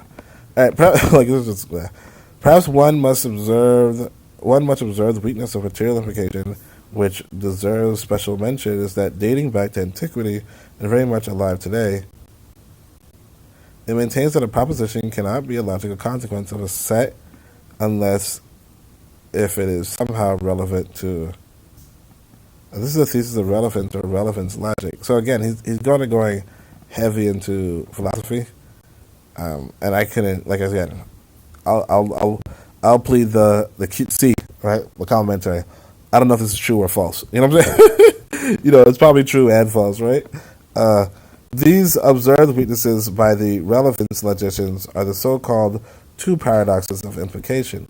The first is what I call paradox of inconsistency, which states that a logical truth falls from any set of premises whatsoever, and the second is that called X false quod lit, the thesis that any conclusion follows from a contradiction.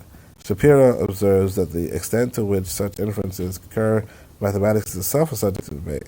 But what the relevance logicians are saying on the above paradox is that more should be required for validity. The extra criteria being that, I said that right, validity. The premises in the conclusion have something in common, where the premises should be relevant to the conclusion, and the premises be genuinely consistent with the negation of the conclusion.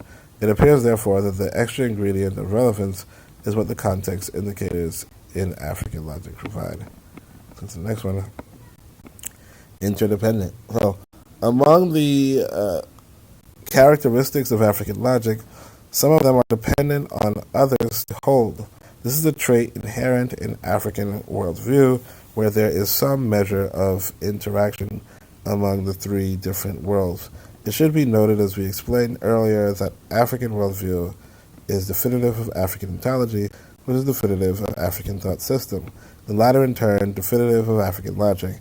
So we see these strings of interdependence playing out in African logical system. Consistency, which is a vital feature of logic in African logic, depends on custom. Custom depends on context, which on its part depends on value, and wedged implication depends on context. We can also see parallel contingency depending on context. This is an insurance network which altogether accounts for consistency, truth, validity, and soundness of argument. Okay, so we finished chapter 2. Before we get to the next chapter, I just want to remind you guys, obviously, part of the podcast, and I got a book coming, so let's check this one out.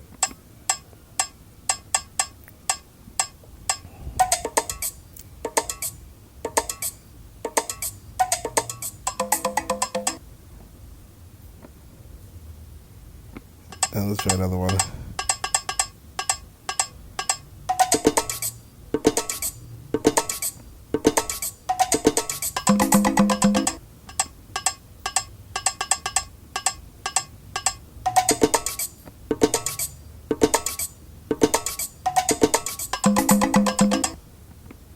So, I programmed those. Isn't that good? That's pretty cool, right? Alright, so let's go to chapter 3. And we're probably going to do chapter 3 and 4. Thanks, everybody, for coming, for sticking around. This was kind of a heavy discussion, so thanks for sticking around. Let's see. Let me just double check how much time we have. We have good time. How much time I have until I have to get to freaking work. Let's check that out, too. Because, you know, I still have to make money somehow. Speaking of making money somehow, you guys know about the Cash App, so hit me up if you want to. Nah, I'm just playing. I shouldn't say I shouldn't say I'm playing, but yeah, I'm actually building a house out here. It's pretty expensive. I'm not gonna hold you, but you know, obviously that's my responsibility. It's not your responsibility or anything. But if you enjoy this, you can send some, you know, you can send some dollars my way. It'll be put to good use. You know, like savings, that type of stuff. But all right, chapter 3. So space in the natural world. It would be of great help to first give a scientific account of the principle of ontological quadrant. African worldview, African ontology, African thought system, African logic, or this could be diagrammed as follow. The worldview goes to the ontology, goes to the thought system, goes to the logic, and the logic goes into the worldview. In African worldview, the three worlds are not outside the universe. They describe the nature of the three different entities in the universe, such entities as matter. So this is a little more accurate. The universe does contain matter, antimatter, and it doesn't really contain non-matter. But, I mean, it depends on, like, for instance, if I read this whole thing without saying anything, well, actually, no, even me saying something, like to what extent is that non-matter, right? Like that's a reasonable statement. The idea that what I say is not matter, you know, because technically, like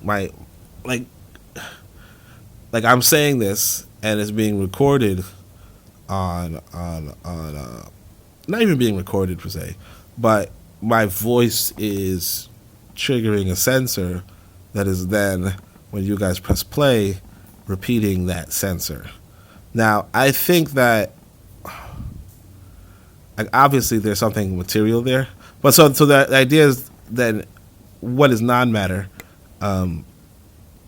if not, you know, me speaking to you, and not even to you because I'm speaking to my computer, and your computer is playing, or your computer or your phone is playing my voice. You know what I mean? Or not playing my voice, sorry. Your computer or your phone is playing back. I don't know. It's just shaking its it's activating its speakers to make it to the point where it sounds like I'm speaking when obviously I'm not speaking while you're listening. Or I'm not speaking to you because I'm literally laying down in a bed by myself, right? You guys get what I'm saying. So, I get now. Would you consider that non-matter? Not exactly. But what if, like I said, if somebody were thinking it, would you consider that non-matter? Now, I personally don't. You know, but it really depends. Like, so So another part of non-matter, which he's kind of not really saying here. But non-matter could be energy. But he's not talking about energy. But I think he's probably talking about consciousness. But the thing about consciousness being non-matter or energy, if you will, is that technically there are electrical impulses, which is, you know, electricity being energy, that do, like, are thinking, but it's acting on matter, you know, so our neurons and so on and so forth. And I mean, I said so on and so forth because, you know, I, like most people, I wanted to study cognitive sciences, but I never did. So there's that. But yeah, so would I call it non-matter? Would I call it energy? Would I call consciousness separate from matter? No, because, again, you can paralyze a person's brain, right? Or you could de-energize them, and they will not think.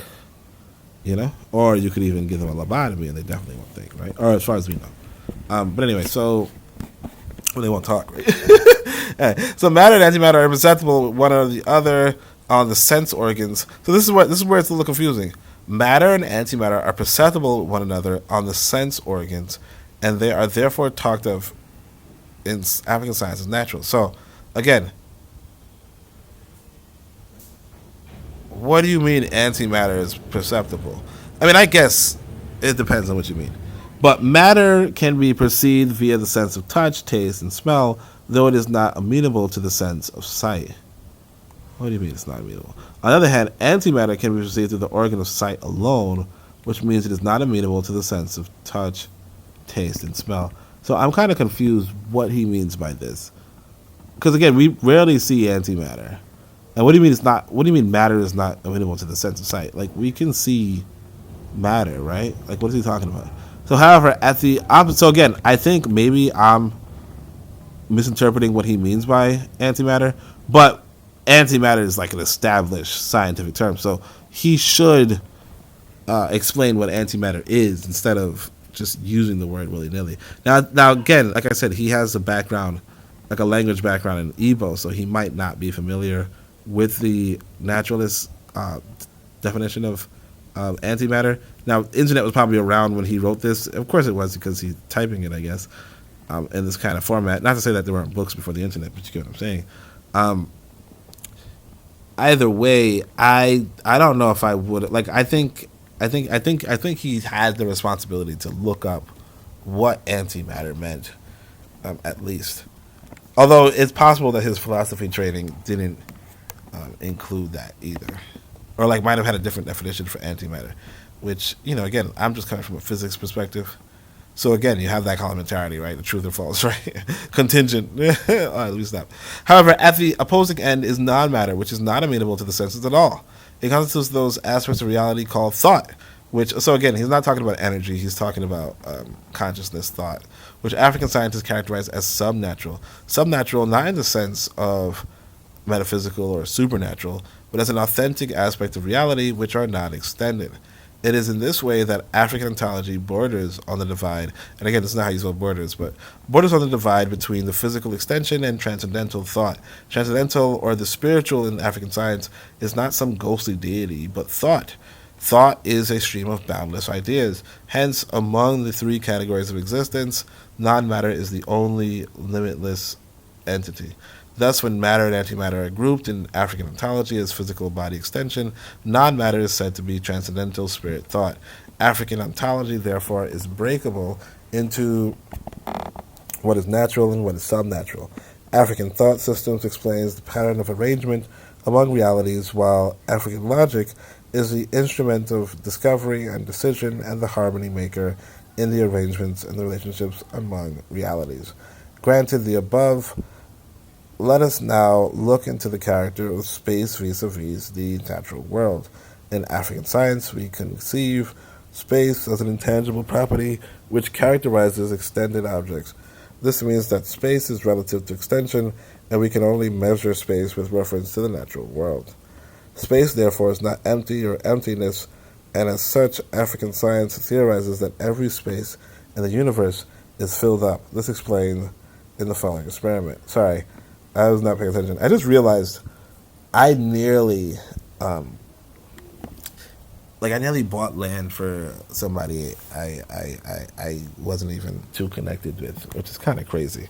So that thought just came to my mind, and I was just like, damn, I really, like, the way how time worked, I really dodged a bullet. So I kind of a little distracted. So as granted above, let us now look at the character of space vis-a-vis the natural world. In African science, we conceive space as an intangible property which characterizes extended objects. This means that space is a relative to extension, and we can only measure space with reference to the natural world. Space, therefore, is not empty or emptiness, and as such, African scientists theorize that every space in the universe is filled up. This is explained in the following experiment. So he says, look, you have the calabash and ball experiment. So I guess this rectangle is the calabash, this is the ball. So the calabash is presumed empty in figure 2, but in figure 3, it's presumed occupied. Is there another figure before this? Figure 1, okay. If that happens. All right, so in African science, we say that figure B2 is not empty. It is filled up all along by pure matter, not amenable to sight, which can be touched, as in when one waves his palm and feels the air. When the ball, a mixture of matter and antimatter, is dropped into the calabash as shown in the figure 3, space is not created, and no empty space is occupied. What? What is he saying? Why is the ball matter and antimatter? Like, what kind of ball is this? Like, what is he talking about?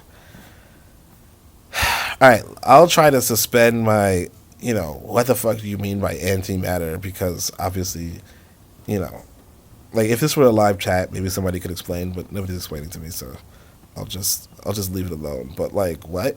All right, so when the ball, a mixture of matter and antimatter, is dropped into the calabash, as shown in Figure 3, space is not created. Okay, there's no space is created, and no empty space is occupied.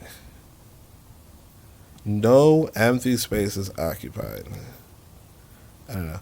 Evidently, before a ball can enter the calabash, matter that equals the mass of the ball must escape to make way for the ball, without which the ball cannot enter the calabash. Okay, so he's saying that in the air, I guess, is also matter, and which is not unreasonable. And he's saying that essentially when the ball goes in, that the same mass, which again, I don't think it would be the same mass, maybe the same volume, would have to leave the calabash. The same mass, obviously not, because like I said, because it'd be volume, and because it's volume, in order for it to be the same mass, it would have to have the same density, right? Because since the ball would probably have a different density from, and we could assume, air, right? Like in the air that was in the calabash, right? Then because it has a different density, a different amount of mass would have to leave, right? Does that make sense? Like if it's the same volume, so basically this was just, and the thing is this, he's a philosopher. He's not a mathematician. He's not a physicist. And that's really one of the problems, one of the unspoken problems with quote unquote African spirituality and African spiritualists, and not just African spirituality, but even religion, European religions and European whatever, right? Is that you have people talking about physics when they're not, like they don't know about physics, you know? And so this concept right here of, well, would it be the same mass that leaves, is not, like it's basic. It's right, it's basic. So, like that was his mistake. And like somebody like me would just dismiss this all outright, be like, okay, this person's talking physics, they don't know physics. But, just for the sake of a recording, I won't dismiss it. We'll just keep going. So evidently, before a ball can enter the calabash, matter that equals the mass of the ball must escape to make way for the ball, without which the ball cannot enter the calabash. Now again, this is that logic, and it's not right logic, but he said it. But it's not logical. Equal mass does not have to leave. All matter have the properties of space, mass, solidity, and weight, but at varying degrees. This leads to what we call matter strife in African science. What is he talking about? They don't call... Because the properties of each matter vary in degree from those of others, matter always and at all times seem to be at conflict whenever they clash. This is what evolutionists like Darwin describes as the law of the survival of the fittest. So again, what? In the above experiment, the ball, which has more weight and solidity, forced away another matter, which is lighter and soft. Let us consider another experiment. So again, what? Survival of the fittest? You're going to put Darwin into a ball going into a calabash? Like, really? So water and iron experiment. So there's the iron bar. There's a line here and water droplets. And so if the water is on top of the iron bar, it'll spill away. If the water is on top of the iron ore, I don't know, just maybe it spills through? I don't know. Yeah, it spills through, I'm guessing. I don't know. And this experiment, figure 4, shows that water being of less weight and more importantly of less solidity could not dislodge the iron at the crown of the calabash. But does this show the calabash is empty inside? No, it does not. Consider figure 5. If the sides of the two calabashes are the same, and they are occupied by the same size of matter, the only difference is that the weight and solidity of the matter in figure 5 are higher than that of figure 4. Hence in figure 5, also the water droplets spill away because it cannot dislodge a weightier, more solid matter in the calabash. Let us consider yet another experiment. So I don't know what this was. Like I see it says iron bar and iron ore. I don't know what that means though. Iron and plywood. So you have plywood and you have iron and you have water droplet and spilling away and you have the water going to the right. So this is broken plywood, from the iron for figure 7. Figure 7 breaks the plywood and then you have water in the jug. I don't know. And so the broken plywood, you have water now, iron. Yeah, so I hate this shit. So the experiment shows how 3 different matter, water, plywood, and iron, undo themselves principally with the variance and degree of their properties. In figure 8, we can see how iron forced water equivalent to its mass out of... Okay, hold on a second. So let's see. Maybe that makes a little more sense. I think he's saying... No, let's see. Well, for this, it looks like there's probably a bucket and water. There's a piece of plywood on the top, and then water enters inside. I can't. Sorry, guys. I wish I understood it. I think maybe there's water in the bucket and iron inside, and the water is pushed out based off of the volume of the iron. But I don't know. So there shows how 3 different matter, principally because of variance and degree. In figure 8, we see how iron forced water equivalent to its mass out of the calabash if the calabash can contain it. So again, it would not be the mass, it would be the volume, not the mass. You get what I'm saying? Now, it could be the mass if you drop the iron from, very high, and then that energy, pushed all the water out. But if you just, for instance, put your foot into water, it doesn't matter how massive your foot is. It's just the shape of, just the volume of your foot that would get out of the water. If you do it slowly or something. So, if you were to stop the water, obviously you could cause a splash, cause an eruption, possibly even bigger than your mass, if you will. What it is. These experiments, if at least, have shown that space is the conception of an African scientist, is not empty or emptiness. Among the Igbo, there's an aphorism, Efe adigi ime oba mana mama madu anugi nieme ya. Oh shit, I just said a spell. I'm joking. I'm joking. Which translates, there is no space inside the calabash, and there is no man occupying it. What this means is that the structure of existent reality goes beyond the visible, or that which is amenable to the sense of sight. The calabash, which looks visibly empty, is said to be filled to the brim.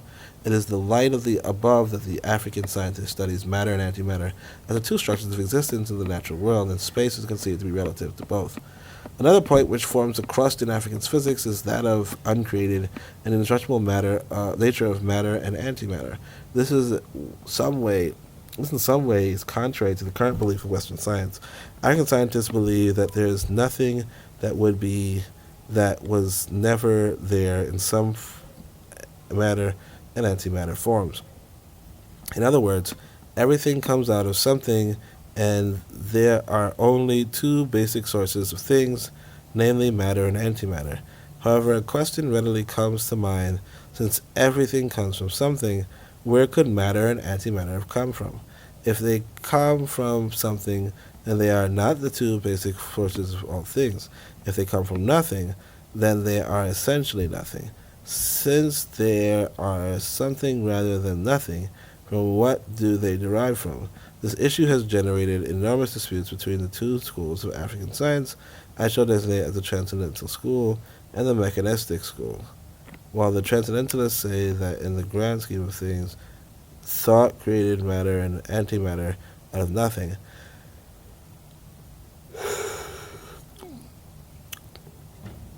the Mechanistic insists that matter and antimatter are uncreated realities.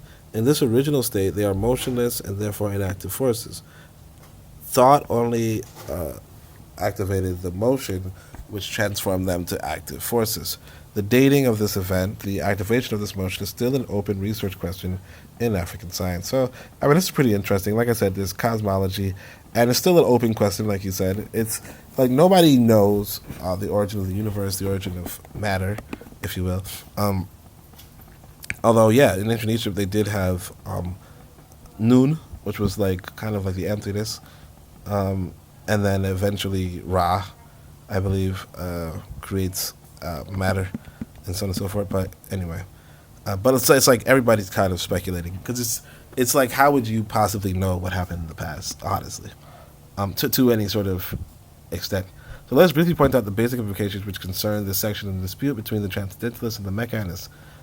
If matter and antimatter, according to the transcendentalists, are created, then ipso facto they are destructible.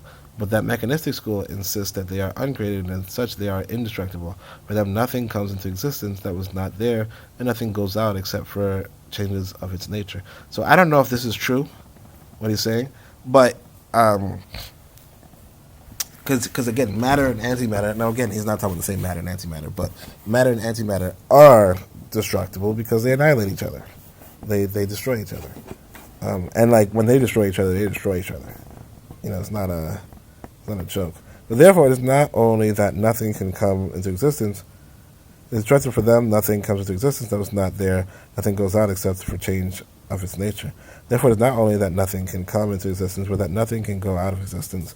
Energy, for example, is conserved. Matter and antimatter are two basic types of extension. They cannot be created or destroyed. What happened in the making of an atomic bomb and Hiroshima and Nagasaki was not the creation and destruction of matter, but the fission of matter and antimatter. So it's possible. He knows what antimatter is, but he's just using it really awkwardly. Or maybe I'm the one who doesn't know, right? You know, which would be awkward. But anyway, because I'm not sure. Well, I know it's fusion of. I don't think it was fusion of antimatter though. But I'm not 100% sure, honestly. I vaguely remember before getting a physics training, I had older siblings who would talk on this subject.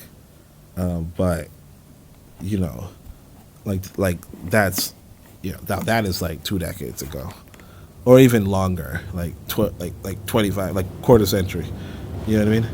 So in African science, we define matter as anything that can be felt and which occupies space, and antimatter is anything that can be seen but which cannot be felt. And what does that mean?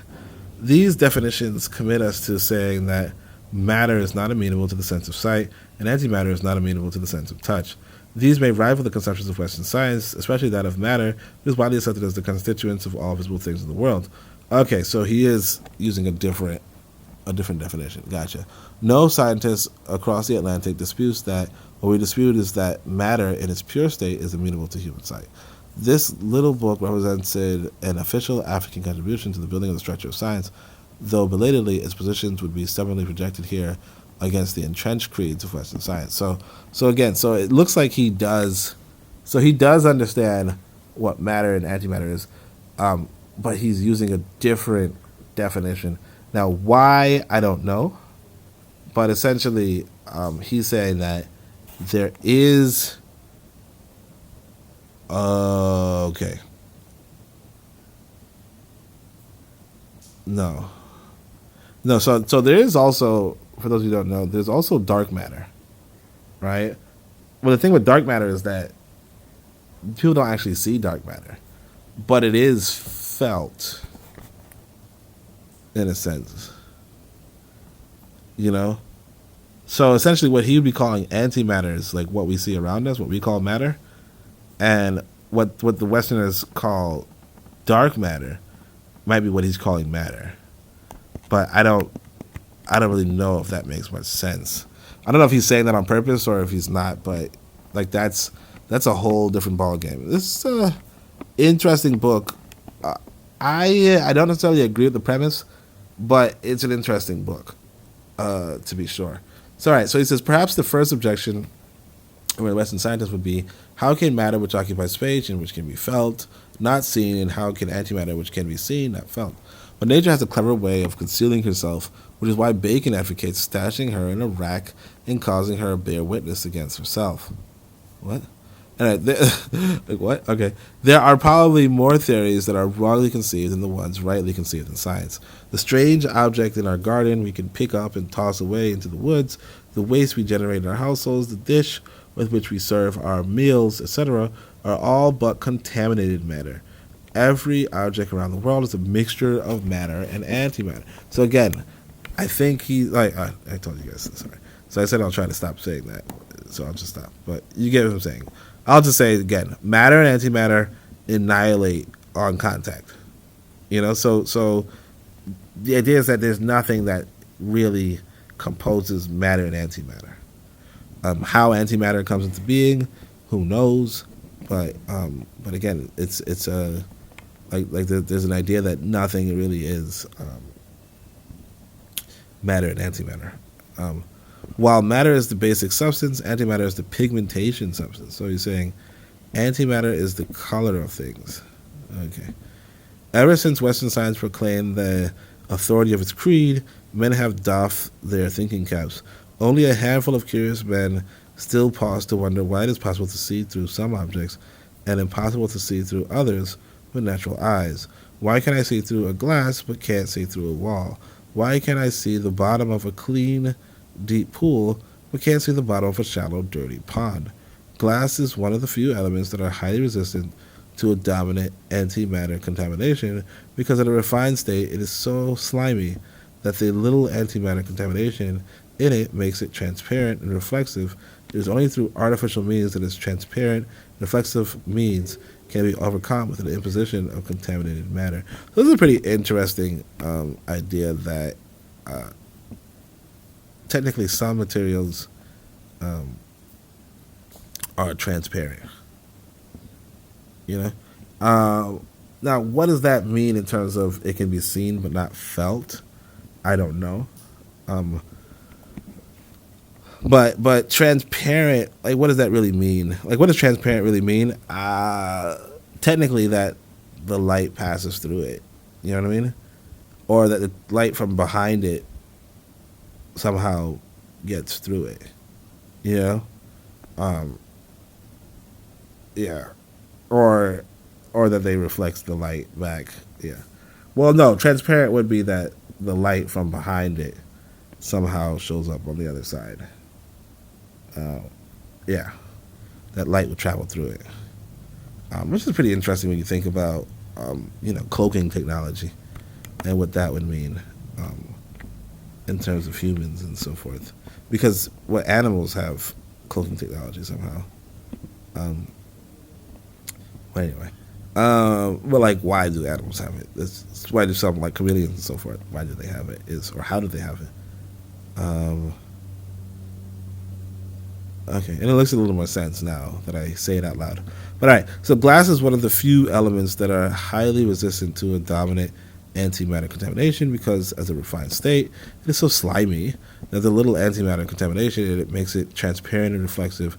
It is only through artificial means that its transparent, reflexive means can be overcome with an imposition of contaminated matter. Also, we say that water is pure not only because it contains no germs, but because it contains less antimatter as well. The eyes of a living creature have been specifically made by their creator to detect antimatter, without which individual men would be unable to observe other existence around them.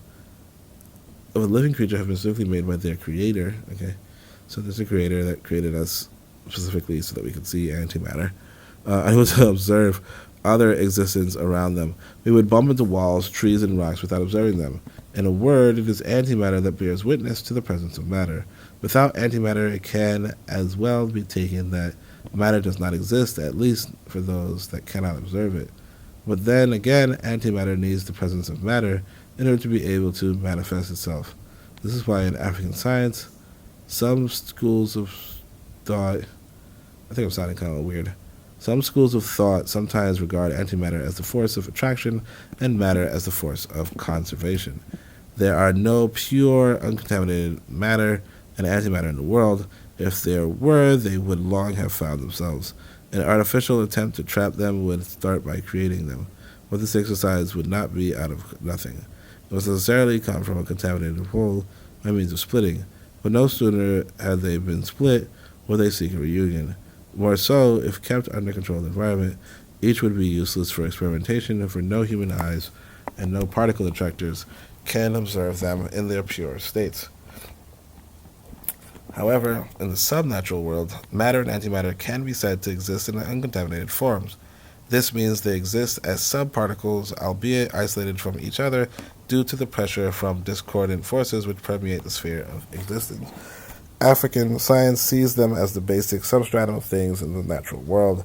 For the transcendentalist school of African science, these subparticles are created by Chik Ukwu, who alone has the power for their destruction. Otherwise, they are indestructible. In wielding his breath, Chik Ukwu disperses the discordant force holding each matter and each antimatter apart, thus causing them to agglomerate into the natural world and to form things as we know them today. The mechanists reject the idea of Chik Ukwu and in its place bring in Akara Mumuo, thought, which they say is the author of motion.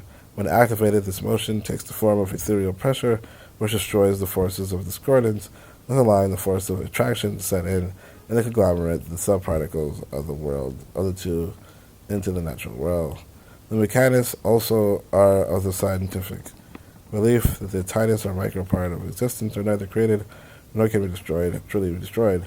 Well, for example, they are forced out of the natural world through force separation achieved by destroying the force of attraction, any form of metaphysical force, which will bind them together. They are seized by the discordant forces, which roll them each in isolation from the other.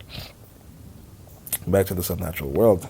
This force of attraction, which is emission from Ikenga, vital force, is the metaphysical aspect of an object in African science referred to as a Jile, life force. Thus, for the mechanists, every object has its own Ejile. When the Igbo, every being is conceived to perform certain activities, whether perceived or not. Such activities are metaphorically described as dancing. In this way, it is said that every object dances. This implies that every object has an unseen drummer. This unseen drummer is the object's Ejile, a veritable force of attraction that unites matter and antimatter and transforms them from dormancy to vibrancy. So yeah, that was a little... I'm actually getting tired. I should have... Yeah. In recent years, Western scientists claim they study antimatter. From the perspective of African science, what they study can be nothing other than pure matter. As controversial or even as nonsensical as the position of the African scientist may seem, it cannot be tossed away without a serious consideration. So, again, now it looks like he's going to talk about antimatter, which is pretty interesting. In 1995, the European Organization of Nuclear Research, CERN, based in Switzerland near Geneva, announced its successful creation of 9 anti-hydrogen atoms by implementing the SLAC Fermilab concept during the PS210 experiment. The experiment, led by Walter Ohlert and Mario Masson, performed the experiment using the low-energy antiproton ring. Fermilab quickly confirmed the CERN finding by producing approximately 100 anti-hydrogen atoms at their facilities. Anti-hydrogen atoms produced during PS210 and other subsequent experiments turned out to be extremely energetic, hot, and therefore unsuited for study. In November 2010, Alpha, a latter collaboration that emerged in a situation at CERN, announced that they had trapped 38 anti-hydrogen atoms for about a sixth of a second using the Penning-Malmberg trap. A sixth of a second, by the way. So a sixth of a second is like I'm trying to do 2 beats. Wait, actually, let me see. A second is 1, 2. So a sixth of a second is like 1, 2, like that. Yeah, maybe. So anyway, so by April, so they spent like billions of dollars for 38 anti-hydrogens that were like 1, 2. That's crazy. And that might be too fast, but yeah, you could say like 60% of no, a sixth. Sorry, a sixth, not 60%. So for seconds like 1, 2, and a sixth of a second is like 1, 2. No, sorry, 1, 2. Yeah. So that little moment is whatever. Oh wow, look at this though. 16 minutes. Oh shit. By April 26, 2001, Alpha again announced that they had trapped 309 anti-hydrogen atoms for about 16 minutes. That's actually a long time. This research was led by Makoto Fujiwara, a research scientist at Vancouver-based Triumph and an adjunct professor at the University of Calgary. And science objects to this account of antimatter, and a good source of support is a publication NASA made in its site on May 29, 2000, entitled "What is the Matter with Antimatter?" NASA argued that during this period of baryogenesis, when the universe was extremely hot and dense, matter and antimatter were continually produced and annihilated. The presence of remaining antimatter, also called baryon asymmetry, is attributed to violations of the CP symmetry relating matter and antimatter. But the exact mechanism of this violation during baryogenesis remains a mystery. If, as Western science claims that coming together of matter and antimatter would lead to their annihilation, how then does the undetectable antimatter cohabit with matter? Okay, so he does know about antimatter, so why is he using it like this? That's weird. That's actually really weird. But yeah, so a lot of people are not really sure about this. Why is it that, like, how could you observe antimatter? So again, he's raising this question. He's like, I object to this, but it's not like you object to this. It's like NASA produced something, and you're just anyway. Indeed, with the concept of annihilation, Western scientists are beginning to make mountains out of a molehill. First, they say that matter and antimatter annihilate themselves. Then antimatter cannot be trapped in a matter-made particular detector. But antimatter was eventually trapped in a matter-made detector, only that it was restricted from touching the detector, else it would annihilate it. Yet, trappings and cooling of antimatter requires some magnetic and electrical fields which contain particles. If it requires some particles to trap and make antimatter visible to human sight, then by the simple argument of African science, neither matter nor antimatter can become visible without the other. The argument of annihilation, which is hugely presumptive, dies a natural death. So he's saying, like, there's no thing. But here's the thing: magnetic and electrical fields are technically not particles. You see what I'm saying? So it turns out light is electromagnetism. Okay, so light is not a particle per se, unless you count photons as particles. So the idea is that photons move like particles and waves simultaneously, and really, because it's an electromagnetic wave, it's when the electric and the electrical wave and the magnetic wave are balanced that you see light, essentially.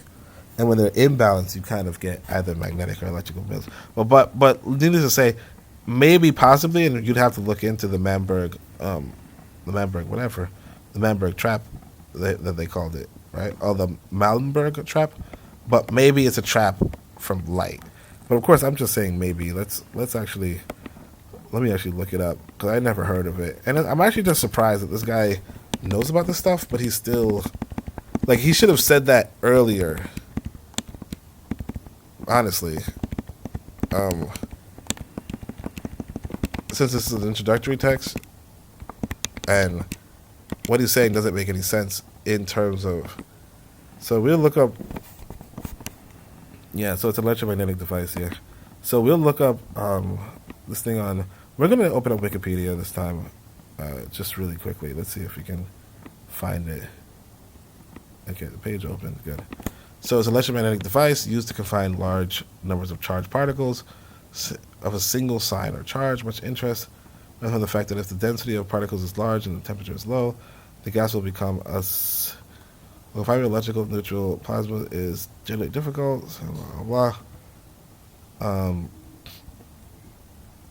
Trap based confined positively charged particles in a set of 3 cylindrical metal electrodes. Due to the particle's charge, there's a radial electrical field which causes the plasma to rotate around the magnetic field direction with angular velocity.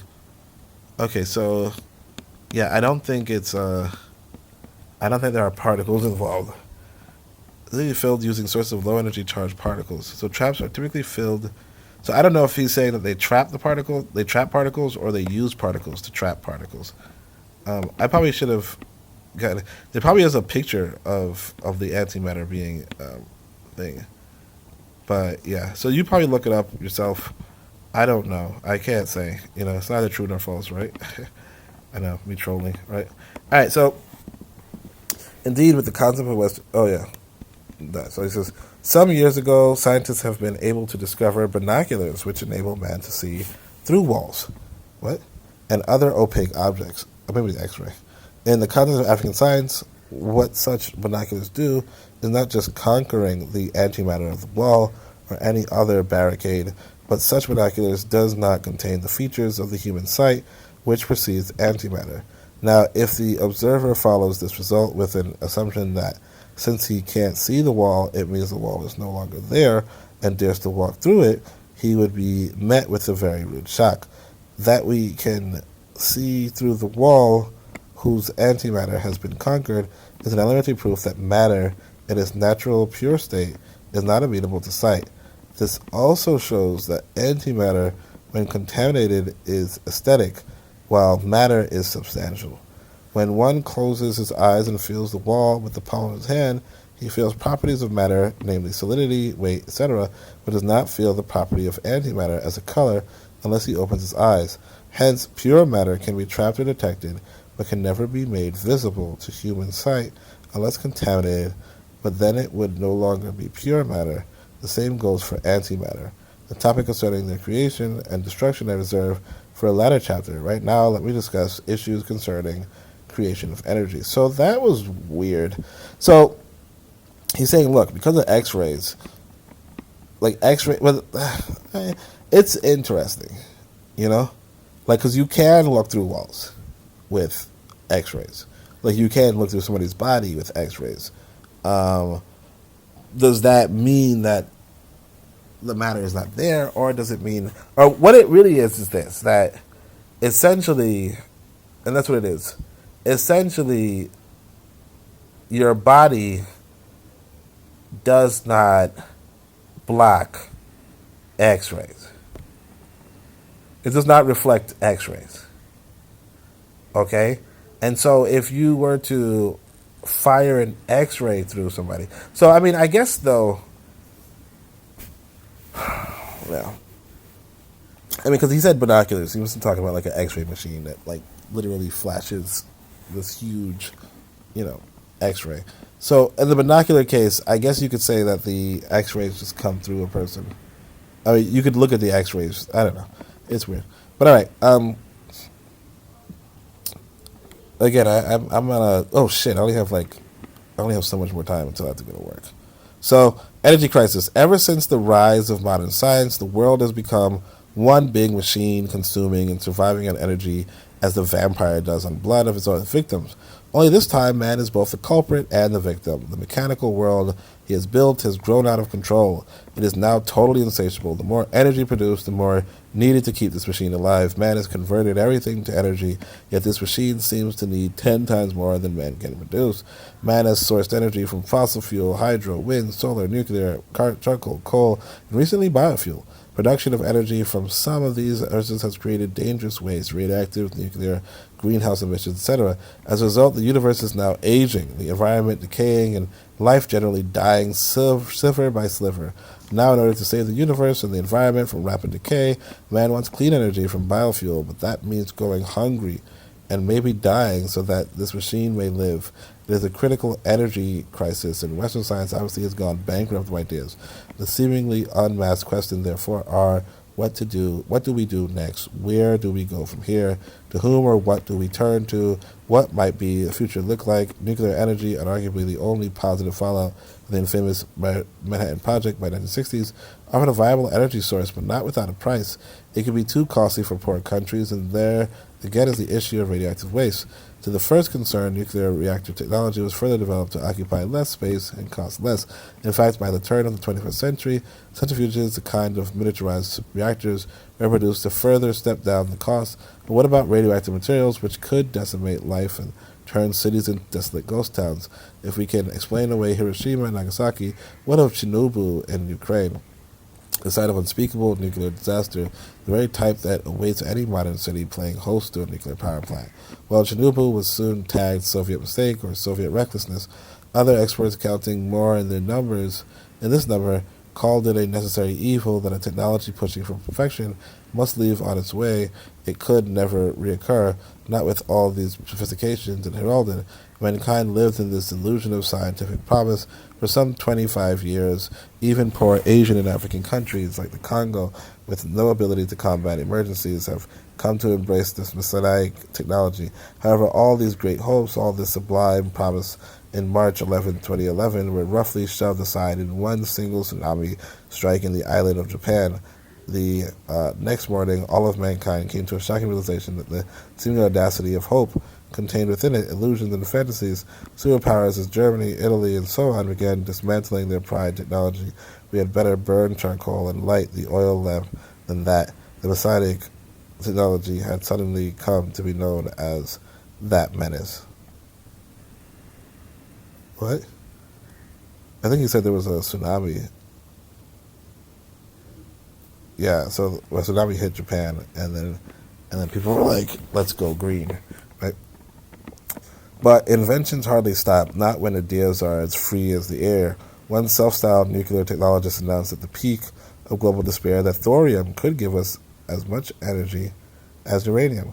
Only that, which is the good thing, it would not be dirty as uranium. What a great hope, but why did the researchers at Manhattan abandon it, and why have the modern researchers ignored it? Until answers to these questions are found, it would be safe for all to ignore this declaration. However, ignoring it does not provide a solution to the energy crisis. In fact, the Japan disaster has knocked out what is by far the biggest solution to the energy crisis. So the energy situation has become critical. Western science seems to progress through intense complexities, but perhaps this shouldn't be the benchmark. African science thrives on simplicities, for example. Western scientists are attempting to fusion matter and antimatter in order to produce energy, but African scientists would rather think of ways of fission of the grand substance. The grand substance is made of matter and antimatter, as a duo is conceived in African science to exist in mutual coalescence and hardly separated to separate the attempt to split the nucleus of the grand substance would, according to speculation, lead to release of great energy. So what's the grand substance? We don't know. There are two challenges to a project of this nature. African science has no technological base. The theories of African science are contrary to those of West, which by far represent the orthodoxies of the science enterprise. From a Western perspective, there are a host of criticisms against the African science, if at all it exists. One thing, though, is that nature is a dream. You could interpret it the way you please. It is flexible. You could see what you wish. It is like clay. You can mold it into any shape of your choice. Once I discussed these ideas with a visitor to the graduate research unit of the Department of Philosophy at Unical, pessimism was all I got. Those answers to beliefs lie. The West has revealed the basic truths about nature. You do not expect the superstitious beliefs of our distant ancestors to rival the results of modern scientific discoveries. It was an ebullient reprimand. Indeed, one must be crazy to believe in what I believe in this highly scientific epoch. I have no experimental proofs, no technology, only belief. Against all odds, I could feel it deep down in me. It was an only chance we got, a science developed from the perspective of the theories of African science. Yeah, so, I mean, again, like he says, like, you have to... How does your science rival other sciences? What does your science, like, what technologies has your science produced? Today, recently, in recent memory. Like, obviously, I think there's some merit to the sciences once upon a time, but to say that it has, to say that it's superior, like, on what evidence? The world needs more energy with less pollution. I believe that technology is developed, and that's a good idea. Like to tackle the problem is good, but then do it. I believe that technology developed on the basis of African science would bring great solutions. I do not see any reception for this work in the scientific community. I do not even know any publisher that would accept this manuscript, but I can visualize a generalization that would see the need and advantages of the science I systematize here. It is for them I swim against the tide. The world cannot continue on the path which Western science has charted. The dangers are emerging, but in the future it would be even more dangerous, and time would come when it would be too dangerous to keep faith within Western science, and the science I developed here might then make sense. Most of the chemical elements and most of the technologies of the Western science might then make way for safer and simpler ones. Who says all the elements have been discovered? Who says uranium is the best that can be gotten from the soil? Nature is like a dream. It is flexible. The truth about it is the way you see it. Now, okay, that's all great, but then do it. That's the thing about it's like, just do it then. Like, what are you telling me? Hey, you know what? Maybe uranium's not the best. Yeah, maybe it's not. And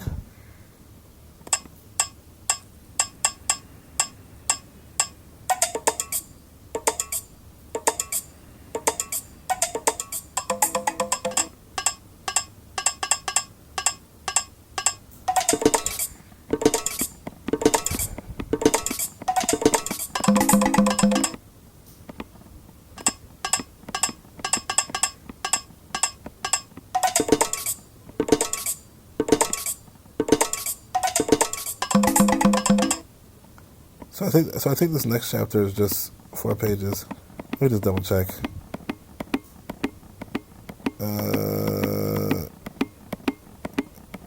Yeah, see, this is 4 or 5 pages. So we're going to try to read it quickly. It looks pretty interesting. And then this will be the wrap. And then I have to actually go to work. You know, make my living. You know? But thanks everybody for joining me today. Like I said, I have a book preview. So you guys can look through that. That would be really appreciative. You know, I read a book, you read a book. Just read through it. Tell me what you think. I've been working on it, but I've kind of slowed down because I had to work. You know, and also I had to build a house, which was interesting. Now, obviously, I'm not building it per se, but I was trying to find land and all that stuff. So, but let's just go read. Nature and Scientific Truth, Chapter 4. The goal of Western science is to conquer nature, but why would a man wish to conquer nature? Nature is not an external force that can be conquered with sophisticated technology. It is not even a field of forces that can be conquered one after another until the last one is finally overrun. It is not a barrier standing on man's way, which must be breached, and it is not a different from us. All these represent the attitude of Western science. African science sees it as a system comprising of everything, including man. As a system, it thrives on the law of uniformity. African scientist takes whatever he wants from the system by obeying this law. The Western scientist transgresses this law with impunity, and as such, any new great technology comes with dangers 2 times greater. Such dangers is radioactive material, and what happens when you set 2 parallel aspects of a system at war. So this was not a bad paragraph, although it's kind of critical of the West. It's not a bad paragraph. I'm not saying you shouldn't be critical of the West. It's just not a bad paragraph. Francis Bacon. I mean, not saying you shouldn't be critical, but it's just a matter of, like, what's the utility? That's what I mean. Like, what am I going to do with this? Although I like it, it's just what are you going to do with it? Francis Bacon, the father of modern Western science, inaugurated this rough and shove attitude of Western science. He had set the creed, let us put nature in a rack and compel her bear witness against herself. All the attitudes of a Western scientist are summarized in the above. Their attitudes can be grouped into 2. Those aimed at making war with conquering nature, and those aimed at forcing the scientific truth out of the conquered nature. Let us put her in a rack, and then let us force her to speak. Why force? Nature has never hidden anything. It has never been dumb. Gold has to be deep down so that plants could be at the surface. Crude has to be deep down so that water could be at the surface. All around us we see nature calling, but the Western scientist chooses not to hearken. African scientists believe, and rightly so, that there is nothing which the substance beneath the earth could do that the ones at the surface could not. Indeed, there are more possibilities and simplicities than in complexity. So he's like, look, he prefers the, like instead of gold and oil, the African prefers water and plants. But that's not necessarily true, though, because we did trade gold significantly before. But anyway, scientific truth is not isolated such that it has to be sought and found. It is not the peculiar thing out there which must be discovered. In the system of nature, everything is truth, whichever way you choose to look at it. There are many ways to achieve any given result, but the African scientist would be wary of breaking the law of uniformity. While in most cases, Western scientists sees the breaking of this law as the only way to get at truth. Truth for the latter is therefore golden, but for the former it is not, because nature does not preserve the logical principles of bivalence. Nature is never opposed to itself, and so some aspects cannot be true and others false.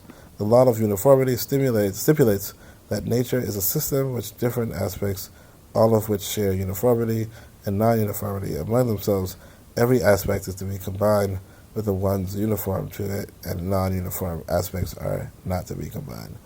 To do the latter would be to set nature at war with itself. This is what the so-called sophisticated Western technologies do. However, despite sharing the properties of uniformity and non-uniformity, every aspect of nature is truth. Even when non-uniform aspects are combined, the result is still truth, though dangerous. I don't know what he's saying. I was just thinking about for some reason I was thinking about, like I said, I'm trying to build a house, and I'm thinking about using solar energy, and like, man, you can save on your bill and all that shit, And that's really what it comes to. Like I said, there's something practical that you need to have. You can't just talk. But the law of uniformity, let's just read this again. The stimulate nature is a system with different aspects of all which shares uniformity and non-uniformity among themselves to be combined with the one uniform to it, and non-uniform aspects are not to be combined.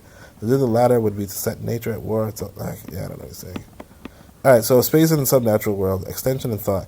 Matter and antimatter are extended bodies, while non-matter is thought. Space is physical apportunance, and as such applies to matter and antimatter, but not to non-matter. Thought, which characterizes the non-material world, is boundless, and as such cannot rightly be placed in space.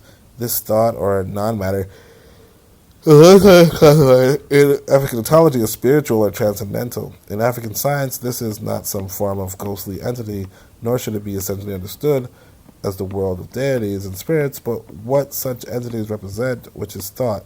It is boundless and limitless. The world of ideas and inspiration in the scientist is nothing without thought. Matter and antimatter would remain latent and dormant without non-matter. In fact, it is the conception of African science that non-matter is the source of all motion. Thought is the cause of motion. African science does not see the possibility of a natural entity to be the cause of motion, for in so doing it would be a part of the body which it moves. That which is a subnatural entity is the cause of the motion of the natural entities. Every moving entity is moved by something other than itself, but there is something which moves everything and not in itself movable. The entity is non-matter or thought. It is immovable because it does not exist within space-time continuum. Motion for African science is a property of space and time. For not being amenable to space, non-matter is described in African science as subnatural. This is actually pretty interesting, and it could be true that, in fact, thought is the inventor of the universe. Universal thought, if you will, is the inventor of the universe to some extent. Which would be, some people would say, hey, that's a very theistic perspective. I thought you were non-theistic. I'm just saying it's a possibility. Sort of, because where do thoughts come from? As the and again, like I said, there is a physical explanation to thoughts, but like, what is it? So anyway, time and motion. So time and motion are two attributes of thought. African science conceives them as signs of the manifestation of thought. However, time in African science is unstable, while to some school motion is elliptical. To some school, hence the school of African science does not measure results of scientific experiments in linear but elliptical progression. The leap from point to point is not fixed and guaranteed, and the movement between 2 points is unique and different from the movement between another 2 points. Motion is not truly motion unless it originates from one point and terminates one on another. As an Igbo would say, I don't want to do it. All right, listen. Ihe nwere mbido nienwe njedebe. Whatever has a beginning must have an ending. Motion, thus, is not a continuum or an infinite process. It is an elliptical progression, at one point originating, at another terminating.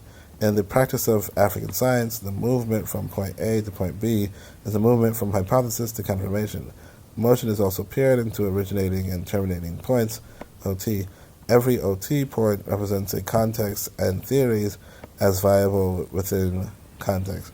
Any hypothesis that adequately describes a context of experimentation is said to be confirmed and therefore called omenala theory, whereas the ones that fail are not rejected or abandoned, but set aside, and the knowledge that as time passes by, an OT point could come up, which it may adequately describe, and then again, it would be viable.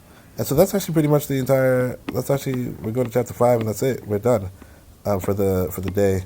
So I know this podcast was a little bit delayed. Okay, this thing just kind of froze. But the podcast was a little delayed, so you guys probably didn't know that the thing is happening. So I'm going to try to do 2 of these this week. So thanks for watching, and try to watch it on multiple accounts. Enjoy it. This was good. This was fun. We were talking about antimatter. I don't necessarily agree with a lot of this stuff. Now, the part that I did find interesting was the idea of, well, what about thought being the originator of the universe? It's again, it's possible. You know what I mean? Because it does remind me of the ancient Egyptian idea of Noon and Ma'at and Ra in the beginning of the universe, and Tahuti being thought in the beginning of the universe. So it's not to say that it's not a possibility, and it's definitely something that you want to explore. And I think that there's some merit here. I don't know if his systemization is that great, or if his angle at approaching this really deep question is the best. But so far, it's an enjoyable book, albeit a little confusing. But that's pretty much the podcast. Hope you guys enjoyed. I'm going to upload this and then I'm going to delete it from my computer because it's probably like 3 gigabytes. So it's going to take me a while to upload it, but when I do, you'll hear it. And make sure you like, subscribe, share, and like I said, you can hit you can hit up the Cash App. You can go to Discord and join the conversation, or continue the conversation. You can follow me on X, and obviously read my book preview. So thanks, appreciate your time, and continue to have a good life until life takes over. You know what I'm saying? Until the rules of the universe take over. All right, Shem Hotep, Uncle Johnson, Neb, Ahmed, Ma'at, Jua, Netcher.